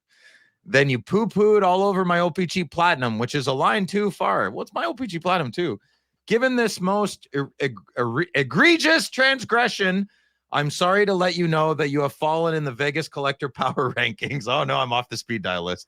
My question is, given the Canadian postal strike, should I expect my written apology in the mail or personalized email?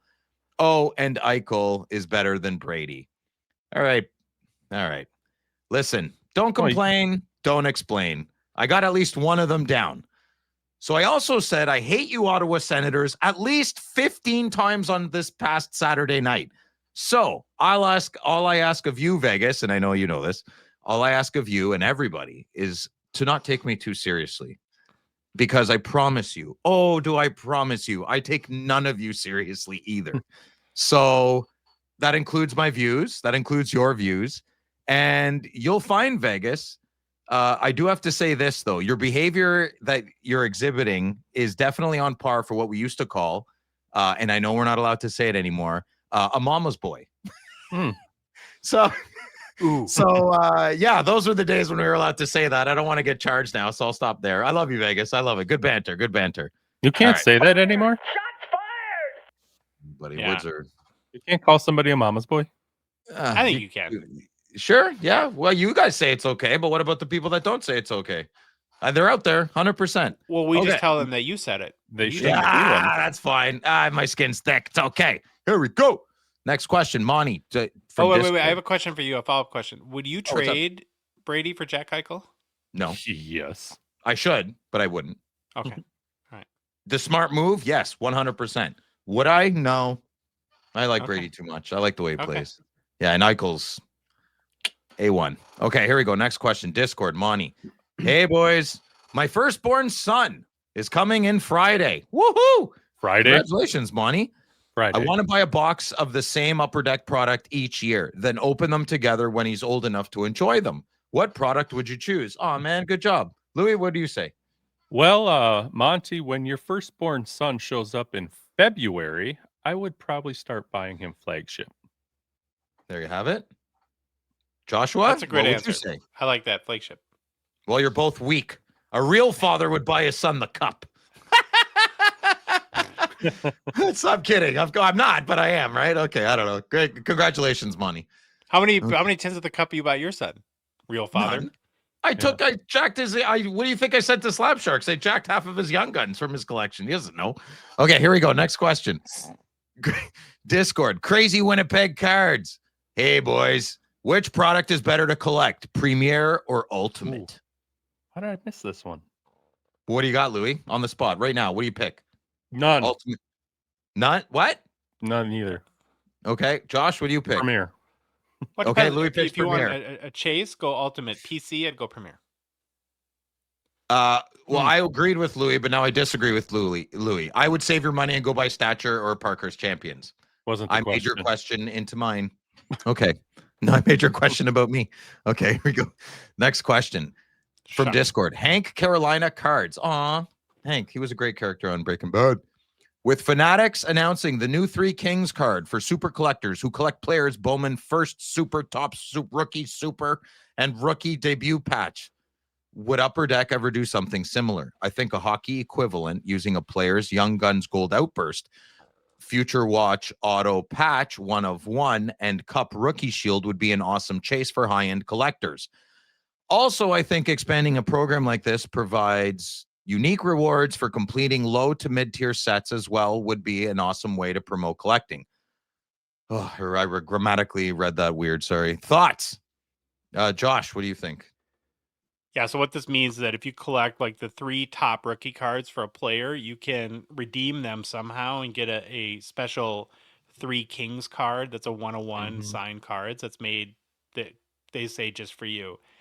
And I don't know what to think about that specific idea, but what I do know is, say what you want about Fanatics, they have in beautiful ways innovated cards more so in the last couple of years than I think than we've seen in 20 years. Mhm. I love what they're doing, and I think that it is impacting Upper Deck and pushing Upper Deck to add stuff like the Makar chase card or the OV signed 8 of 8 in extended series. And so I'm all about this, and I applaud. And nobody wants to applaud Fanatics, but I do applaud this. No, I love Fanatics ideas on things. Good job. Well, I think after you explained it, Josh, I love that idea. I think it's fantastic. And I think Upper Deck is listening. Look at that Makar card.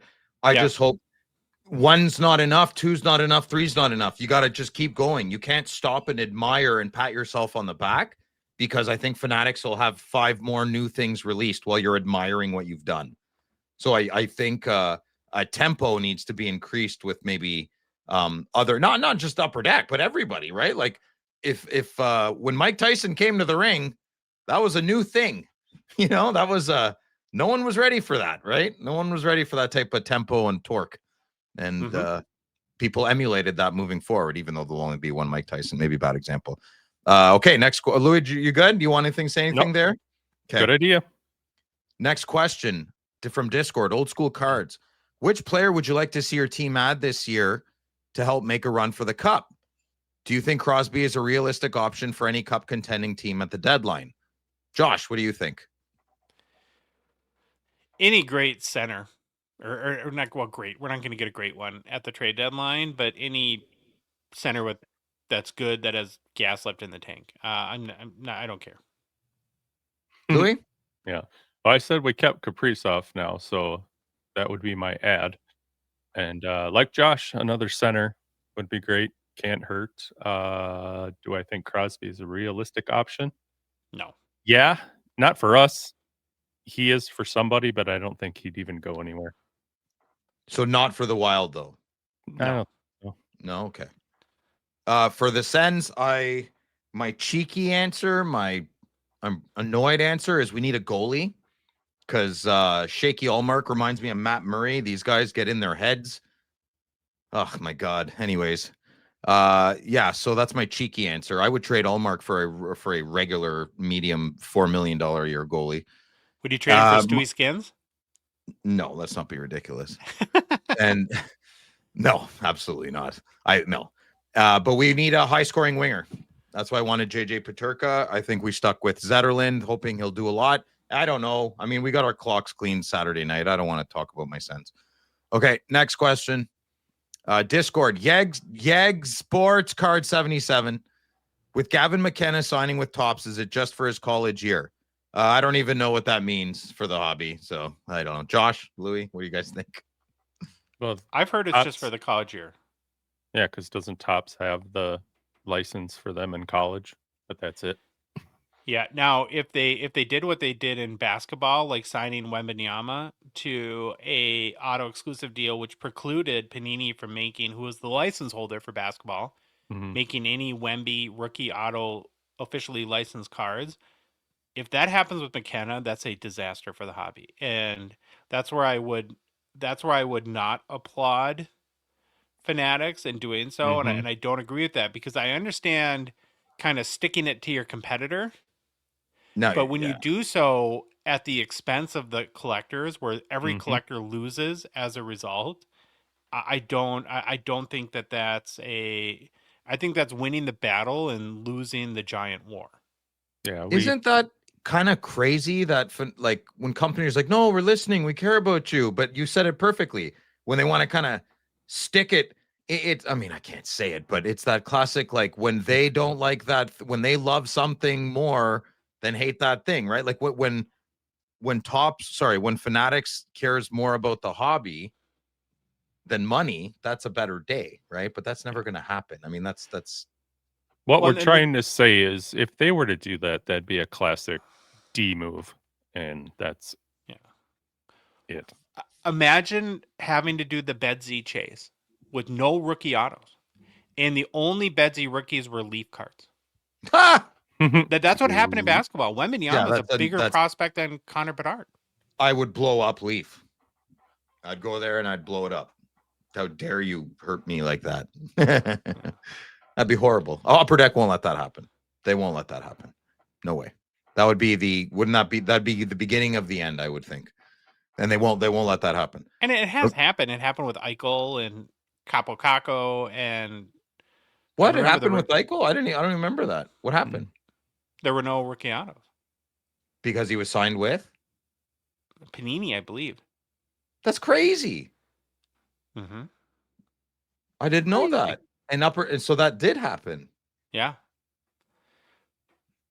Well, but you had McDavid, right, to soften that blow. I think the Gavin McKenna hype, my read on it is it'll be somewhere in between Bedard and Celebrini, but so many people are pumped for this kid that it would be devastating for that year's releases not to have any of course. autos. Well, let's be honest. Obviously, Fanatics is going to do everything possible to get Gavin McKenna. So if Upper Deck offers him $5 million, Fanatics will say 10. If Upper Deck offers 10, Fanatics will say 25. That's horrible. Horrible, horrible. If I see you, Ruben. Yeah, and it's like, I'll just go back and say it again, because I understand competition and competing in business, but you shouldn't win a competition and hurt your overall customer base in the process. This is where I always say I do like capitalism, but I hate the greed part. But greed, and I don't. That would be the greed part. Oh, that put me in a really poopy mood. Okay, let's go. Next question. I lost my spot. I was so upset. All right, here we go. YKGP1. I know I can't be the only person thinking this, but I've been thinking more and more on it. With older retired players' game used jerseys and memorabilia supplies dwindling, what are the chances a company buys up cheaper old cards and uses the jerseys and or memorabilia from those and reinserts them into new products, given that they were previously certified to be game used? Would this be feasible or appropriate?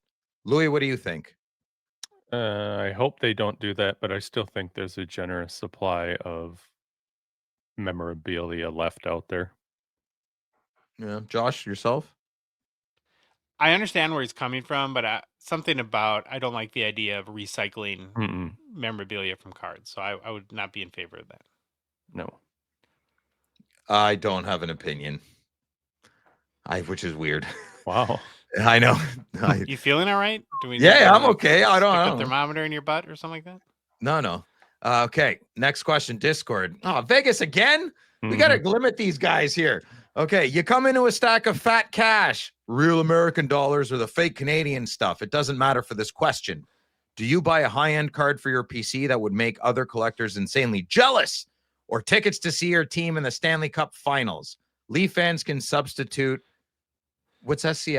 Stanley Cup Final. Oh, Stanley Cup Final for a third round game for obvious reasons. I'll go first. I thought I was with Louis, but I feel like I would. I like my house and my cards. I filled my quota of hockey games and large groups of people. I'm good staying home. Yeah, I'd buy the card. Home and a card. Home and a card. Josh? Me too. And I think we just showed our age, right? Because if we were 25, we would have been like 100% at the Stanley Cup Finals. And now we're just, we don't want to deal with traffic. We don't have to park. Oh my God. And I got chocolate milk in the fridge. I got a 77-inch OLED TV. I got other hockey cards to look at. And I got my buddies beside me. Perfect. You can go to the smelly arena. Just means we're old, boys. That's it. Yeah, I know. Boomers. Okay. I can hear my son rolling his eyes upstairs. Okay. Next question. Crazy Winnipeg Cards. Hey, boys. Love the show. My question is, as a newer 2 years collector of hockey cards, I find it overwhelming to pick what to collect. We hear you, brother. I love so many card sets and card designs and teams like Louis. Attaboy. Any suggestions on where to start and focus on? Love Young Guns. I love O-Pee-Chee, and I love very shiny cards. Please help. Right there. What do you think, Josh? I think he's just going through the process that we probably all do to some degree. When you start in the hobby and you get the bug, everything's awesome. And you just buy, and this totally happened to me where a year and a half into really committing to the hobby, I looked at my cards and I'm like, what do I even have here? This is just like the most random assortment of half garbage, half stuff I kind of like. And then it kind of forced me to figure out, well, what do I really collect? And that's how I became more of like an insert and parallels guy. And I think by the fact that Crazy has recognized this situation, it means that you're on the path to discovering whatever your lane is for yourself. The first step is recognizing the problem, and then you kind of figure it out from there. So I think very soon you'll have your own direction. Mm-hmm. Josh said it perfect. You evolve along the way if you have that self-awareness, and your question alone provides that evidence of that. So you're good to go, man. Just enjoy it. It's cheesy, right? Enjoy the process. But do it. It's fun. Mm-hmm. You're in the discovery season. Yeah, get your crew. Buy your Young Guns, buy your flashy, shiny O-Pee-Chees. And, at some point you're going to be like, I haven't looked at these, either one or whatever you're collecting, in a long time. Maybe those aren't for me. Then you offload them and then you do something else. That's what I figured out. Cards I didn't touch. I had a boatload of Young Guns, and then I just didn't care anymore. Off you go. Move on to the next thing. All right, good job, boys. Next question. D'Lo Brown, minus the Brown. Boys, as a player collector, do you try and collect every card issued for that player? Do you only collect the cards of the player on your favorite team or all the teams he's been on? Do you chase pre-rookie cards like junior, Euro, college cards? What about team-issued cards? Louis, what do you think? Holy cow. I guess I just answered the first short. As a player collector, do you try and collect every card issued for that player? And then I moved right on. Imagine that. So on that question, I try to collect specific cards of the players that I chase. And unfortunately, I have one guy that I want to collect just his North Stars stuff, but there's some pretty sick cards in the other team's jerseys, so I kind of grab some of those. That makes sense. Yeah. Josh, what do you think? I'm much more in the vein, just collect that. I understand how people get sucked into wanting to have every card that a certain player has ever produced, but and I respect that chase. And build when people have 3,000 unique cards for one Mhm. player. But I also think that you end up with hundreds of cards that you think are kind of ugly as a result, right? That it's more about the goal is to get every card, not to get every card you like for that player. So for me personally, I'm going to lean towards just, if I collect Kaprizov, I just want like 20 great Kaprizov cards. I don't need hundreds or thousands of different options. Good answers, boys. For Sure. myself, I'll use some personal examples. So I am a player collector. I've been collecting Daniel Alfredsson since he's pretty much second year. He's the second year he's been in the league. So Alfredsson, yes, to all your questions. Just blanket that. All of them. Well, that's okay. I'm lying. I will not buy an Alfredsson Detroit card. Yeah, suck it, McMahon. Not doing that. So then secondly, I learned a big lesson. So with Carlson, Erik Karlsson, I only collect him in a Sens uniform. And now Brady Tkachuk would be, well, so Erik Karlsson is a player collect of mine, but he's not my third. He might be my fourth biggest collect, but Brady Tkachuk would be my second biggest collector. And I would, let's say he got traded tomorrow, I would not keep collecting Brady, most likely in a different uniform, but I'd still be a fan of the player. And then lastly, so this is kind of like the evolution of my player collecting. Jake Sanderson, I'm a player collect to him. I don't know what the hell I'm doing, man. I have no idea. I have 3 high gloss Jake Sandersons. I have like 8 exclusives. I have more Gold Cup RPAs that I know what to do with. I own more than 50% of the market. And I have over 200 Young Guns of Jake Sanderson, but I'm not hunting for really anything else of him unless I like the card. So it depends. And that's where I'm at now. I don't even buy a lot of Brady cards anymore unless I like them, or Alfredsson. Maybe maybe I'm not a player collect anymore. You just get tired of it. I don't know how else to say it. Right. Like, I have all the cards I want of them. That's it. There's no other cards of Brady Tkachuk I want. That there might be 3 cards that come out in all of 25-26 that I like and I'll buy for Brady. That's it. Yeah. And I have thousands of his cards. Yeah, it's weird. I don't know what's happening. Now, do you collect any of these guys like juniors cards or anything? Like CHL? Sure. No. I'm neither. not interested in basically anything that's not upper deck. I'm not really interested unless it's like Panini from 2012 and that 2 years they had, Yep. I'd be down if Topps got the license again. I'd be so down for that again. I'd love that to happen. Competition makes everything better for us. Okay, next question. Ed Lister. What's up, Ed? Hey, guys. Eddie. Phil, now that you're back from Saskatoon and back to our bitter little province of terrible, how long after Hasselhoff goes to college are you packing up and moving to Saskatoon? Hey, what's up, Ed? Yeah, man, I really loved it there. I got a couple of really nice emails. One was beautiful. They said my face even looked different. Anyways, thank you for those emails. I responded in kind as well. I really got to take a deep breath and exhale in Saskatoon. It was such a big, small city with a great community vibe. I even saw local newspapers, man, in so many of the foyers and the lobbies of like just Subway. Like, there's a little stand there of their local newspaper, and I've been wanting that. If I was younger and had a bit more energy, that's something I would do for where I live in Canada. I would bring back the local paper. I don't even give a crap if it would do well, because the people that would appreciate it would be everything to them, and I'd be one of those people. So yeah, anyways, I'm rambling on. My life is drastically going to change when Hasselhoff's in high school. Yes. My business is also, everything I'm doing for my business is in line with a lawyer's guidance to sell it very soon, within a couple years now. I can't say 3, it's going to be 2 now. And I land on my feet pretty good no matter what happens. So I think my time, Ottawa will always be home, but we'll see where it takes me when Hasselhoff's done school. So exciting. Thank you for giving me the opportunity to ramble a little bit. Next question. Sidwink from Discord. Okay, here we go. Oh, no. I shouldn't have rambled because I'm going to ramble again. Comment. Phil hates the Blue Jays. Yes. Phil. All right. Blue Jays equals Canada's team. Yes. I feel like I've been talking a long time. Okay, here we go. So Phil hates Canada. Oof. Sidwink, that's a big leap, brother. You're lucky I'm not taking this seriously. All kidding aside, when is the next Reloaded coming out? Need to make all core members full time. Okay, I'm going off.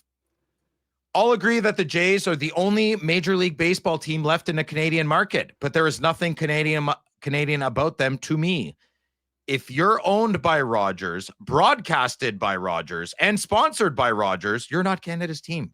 You're a corporate synergy and cleats. The Jays are the city of Toronto's hobby with good marketing department staff. Canada's team wouldn't play in a retractable dome because it's too cold outside. In the top 5 spending budgets of the entire Major League Baseball this year, the Jays are not an underdog. They are 5th. They are buying their team. Not one player on the Jays could find Moose Jaw on a map. And I would also ask the only Canadian on that team, and you all know who that is. They scream, "We are the North." It's 12 degrees outside, and then miraculously, we have to go to Tampa Bay, and then we're called the Tampa Bay Jays. It's not Canada's team. It's Toronto's team with national roaming charges. Leafs haters love the Jays because the Jays don't threaten their NHL team. That's not patriotism. That's safe distance fandom. The Jays play American rules in American units under a corporate roof, and they're owned by a company that bends over its customers. It's true. I'm sorry. The Jays are not Canada's team, not to me anyways. See what you made me do? You made me feel like a jerk. You made me feel like a big jerk. Who's the only Canadian on the Jays? Guerrero. Vladdy. Yeah. Yeah. Junior. Junior. Not senior. Love senior. I don't mind junior either. And I'm just being silly. I don't like the Jays. So I'm pulling at straws. I'm literally pulling at straws. Just let me pull at straws. Okay. Discord, next question. Sebi25. For Josh, finally. First off, I love you like a brother, but you crushed my PLD again a few episodes ago. Will you ever give Pierre a break? Yes, he made mistakes, but he was on some horrible teams and in some toxic locker rooms. We now see what a good team with a good locker room can do for a player. I agree, Sebi. Career year last year with 0 off-ice issues, and he must have a good attitude to be mentoring and living with the team's best prospect in years. Will you ever give him props, you big jerk, Josh? Josh, I feel this deserves a response. Well, 1 year does not a history make. So I'm going to reserve judgment for a little bit and see. Yeah, he was better last year. We'll just leave it at that. Everyone thinks I'm the mean guy. You're actually the mean person. Okay. Anyways, I am not. John Louis, what do you think? Mario Lemieux. I dislike PLD. You hate Connor McDavid. I do not hate Mario Lemieux. I don't make. I don't know what Josh's problem is. Well, I'll just talk to my wife, and she'll give you a whole list of my problems. So, anyways, I've been a Dubois fan from the beginning. Guys got a bad rap. Yeah, whatever, dude. I back you. You listen. Don't lie to the good people. You make fun of him, and I don't. Okay, maybe I don't defend him. I don't die on the hill, but I just say he's so young. He's very talented. Him and Shane Wright. I think they're both going to be great. Yeah, how old is younger. PLD? He's younger than us. Well, everybody's younger than us. If you're under 30, you're so young. Doesn't matter. He's under 30. Mm-hmm. Okay, next question. No, you can't answer. It doesn't matter. Next question. 27. He's 27. Oh, yeah, he's a kid. Give him 5 more years, and we'll see. Whatever. People are crazy. You hear that, Sebi? You hear that? He just whatevered you. He doesn't care about you. I whatevered you. Okay. Next question. Mike Francis. Hey guys, what's up, man? I have an autograph card that I picked up in 2013. Not sure if it came from the expo. I sent this card to get graded. It came back as unable to grade as no information. What the heck's going on? I have since reached out to Upper Deck, who confirms the issue date, and it's an Easter egg. Oh, that's awesome. Ooh. Who's the player? Mm-hmm. Who's the player? I have seen a few other cards, but none with this player. My question is, should I resubmit to the original grading company? No. Send it to us. Try another. No, send it to Phil, or not grade it at all. Don't grade it. Looking forward for some guidance. Thanks. Dude, I've been giving you guidance this whole question. Send it to my house. I will keep it and tell me how much you want for it. I don't know. Josh, give him a real answer, or Louis, maybe. A real answer? Yeah, Louis, you can go. Crap. Now I lost. I just need a little more info. I'd like to know who it went to the first time for grading and received that response. I would show them the letter that you got from Upper Deck or the email. Yeah, that too. I listen, man. Mike, you got a message back. I want to know what player you got. Because if is it the glossy? Because I got the. I don't want to reveal my secrets of my video, but stay tuned. Okay. Instagram, Card Boss Collector. Hi, guys. Hello. Hey. Should I trade my Celebrini Future Watch Auto Raw for a Kucherov Young Gun exclusive PSA 9? What do you think? Thanks for the great content. Louis, what do you think? I don't know. You got to do what you got to do or want to do. What card do you want more? Why? What makes you want to do this in the first place? I really can't tell you. Joshy Poo? If both cards are equal in your mind and you needed a tiebreaker, I would lean towards the card that's harder to replace and go for that one. I don't think Kucherov's Young Gun exclusive is going to increase in price, but I think a Celebrini Future Watch Auto still has a ceiling depending on his play. So I guess I'm answering like Josh, but in a different way. If you collect for money, because you're an entrepreneur, like so many of us, I would probably keep that Celebrini. If you are, if you like Kucherov and you're a Tampa guy, yeah, that's a no-brainer, bud. That's what I would do. Yeah. All right, next question. Instagram. Taz CW13. Oh, that's not even close. Taz CW316. Well, our time has come near to an end. So much. Why so much hype for Ivan Demidov? What? He had one good season in Russia. We just talked. Well, he doesn't know. Yeah, he doesn't know. We just talked about it. Oh my god. New So toy. hopefully we covered that. Yeah. Louis says new toy. And I get the whole one good season, but he's just 18 years old. I mean, what should we be referencing as like Pee Wee A team or something like that? And that's the whole thing of prospecting. These guys are so young that there's not a lot to go off of. He's got a special thing about him, right? Whether he pans out or not, he has that I don't give up kind of skating, stick handling style, and that resonates nice with the spectator. Well, I guess that's it. Yeah, there you go. Back to you, Josh. Good job. Way to go, Phil. Thanks, Personal Louis. pickups. Back to Phil. Yeah, back to me. Oh, I'm doing a lot of talking.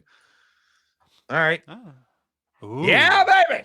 That's what I'm talking about. Beautiful black and white 2012-13 O-Pee-Chee Easter egg Wayne Gretzky. This card was waiting for me when I got back from the Saskatoon Expo, and oh my God, I was so happy. Yeah, that's all it is. It's just a very rare perforated. Is that the right? Am I saying that right? Perforated?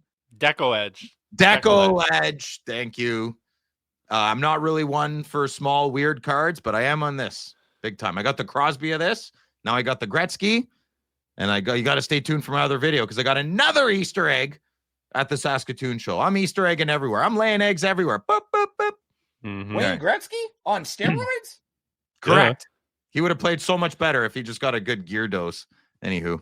There it is. Yeah, see? See, that doesn't look good. That's too much red. That's why. That's what we were saying. Red on red. I know, but you got to, well, never mind. Yes, good job, Phil. Thank you, Louis. I guess that's it, eh? It's just different. When we were talking about the Schaefer, because he's got black breezers, and white and black and red socks, so he doesn't blend. Gives your eyes a break. Yeah. It gives your. This hurts my eyes. But the bad. black breezers would give my eyes a break, right? I would just stare at his crotch to be like, okay, I can relax, and then I would look at the whole card again. Oh. Yeah. And thank you, Louis, for not calling them hockey pants, because we all know that pants don't end above the knee. Right. Well, I'm only calling them breezers because you guys are sensitive when I say hockey pants. So I'm taking the high road continuously, and I just don't want confrontation. It's weird. You just call them what you will, but last time I checked, pants go to your ankles. So, me too. Now, if the NHL were Cooperalls, then we could all call them hockey pants. Yeah. No, I don't know, man. Exactly. It's like chest with a pigeon with you too sometimes. Yeah. Oh, is that it? Are you done, Phil?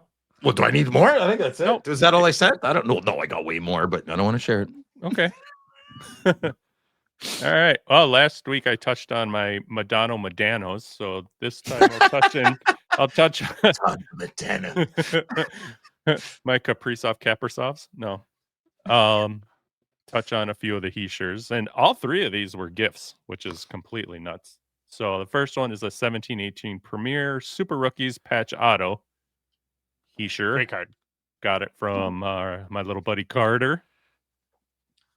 Number 2 was a 2020-21 Clear Cut Ultimate Rookies Auto, which was given to me by my new F1 buddy, Henry P. Yeah, Henry. Love Henry. Great guy. And last but not leastest, California Dave pulled this one out of a box. It's a 24-25 SP Authentic Pageantry Auto t-shirt. So thanks, Great. gentlemen. That was awesome. I have 2 cards. I actually have a gift too. This is from Carter from Saskatoon. Very, very much love this card. It's a 2021 Fleer Ultra Kaprizov. It's the base card, but a parallel. I think it's the lime green out of 25. Mhm. Kind of sweet color match. And I've always been a big fan of these. So very thankful for it. And we'll treasure it forever. Treasure it. And then Why a is it, card why that is it on eBay for sale already? It's not. Oh, Shh. sorry. Just kidding. No, it's not. And then a card that I bought, I think from Jeremy Lee, if I remember, in Saskatoon, is a 2013 Panini Prism OV Silver Prism. Love Prism Hockey. Was very happy to get this one. And thank you to the Oracle for giving me a good deal on it. Yeah. Okay. Phil, Yeah. happy Thanksgiving Yeah. to you and everyone in Canada. Yeah. Thank you. Gobble, gobble. Eat well. We're making weekend, it's nachos. Ah. Yeah. So, or sorry, we made nachos yesterday. You Yeah. carved the turkey into nachos. Very Yeah, I good. shredded Is it. that, do you guys have the same like traditional like turkey, mashed potatoes, cranberries dinner that we do in the U.S. or no? I grew up in a Greek. organization that didn't celebrate these things. Yeah. And I also don't have a big family. Well, I do. They're just still in that organization. So I don't know. I'll let you know if I ever find a stepmom for Hasselhoff and she invites me to her family. So I'll let you know. We have to have you in America at our for an American Thanksgiving once. I would love Maybe that. That'd be great. Or Fun. do we dress up as pilgrims? You can. You do I you, would buddy. in a heartbeat. Yeah. Yeah. Are you guys going to That'd be do cool. Halloween dress up for the show? I always dress up for Halloween. Yeah. Okay. Well, if you like the episode, please leave a rating review on Apple, Spotify, whatever podcast app you listen to us on. If you love the show, you want to support us, want to chat with us every day on the Hockey Cards Gongshow Discord server, please consider a $5 a month donation. Join our $999 support level tier on Patreon. Link is in the show description, our Instagram, TikTok profiles on our website, hockeycardsgongshow.com, or just go to Patreon, patreon.com, and search for Hockey Cards Gongshow. Follow the Gong Show on social media. We're on Instagram, Facebook, TikTok, Twitter, and YouTube. And boys, the Hockey Cards Gongshow podcast is a production of Dogbox Ventures, LLC. Have an amazing week. Thank you for tuning in. Baba Louie, take us out. Happy Thanksgiving, y'all, Canadians. Bye. Yo, it's the Gong Show. We're dropping the facts. Hockey cards on fire. No holding us back. Josh looking sharp, the face of the scene. Feeling pork chop pants, rocking it clean. Baba Louie in the booth, he's the man with the plan. The best producer in all the land. Gong Show Nation, let's hit the flow. It's the Hockey Cards Gong Show. Let's go, let's go. Wanna say the minute show. So God.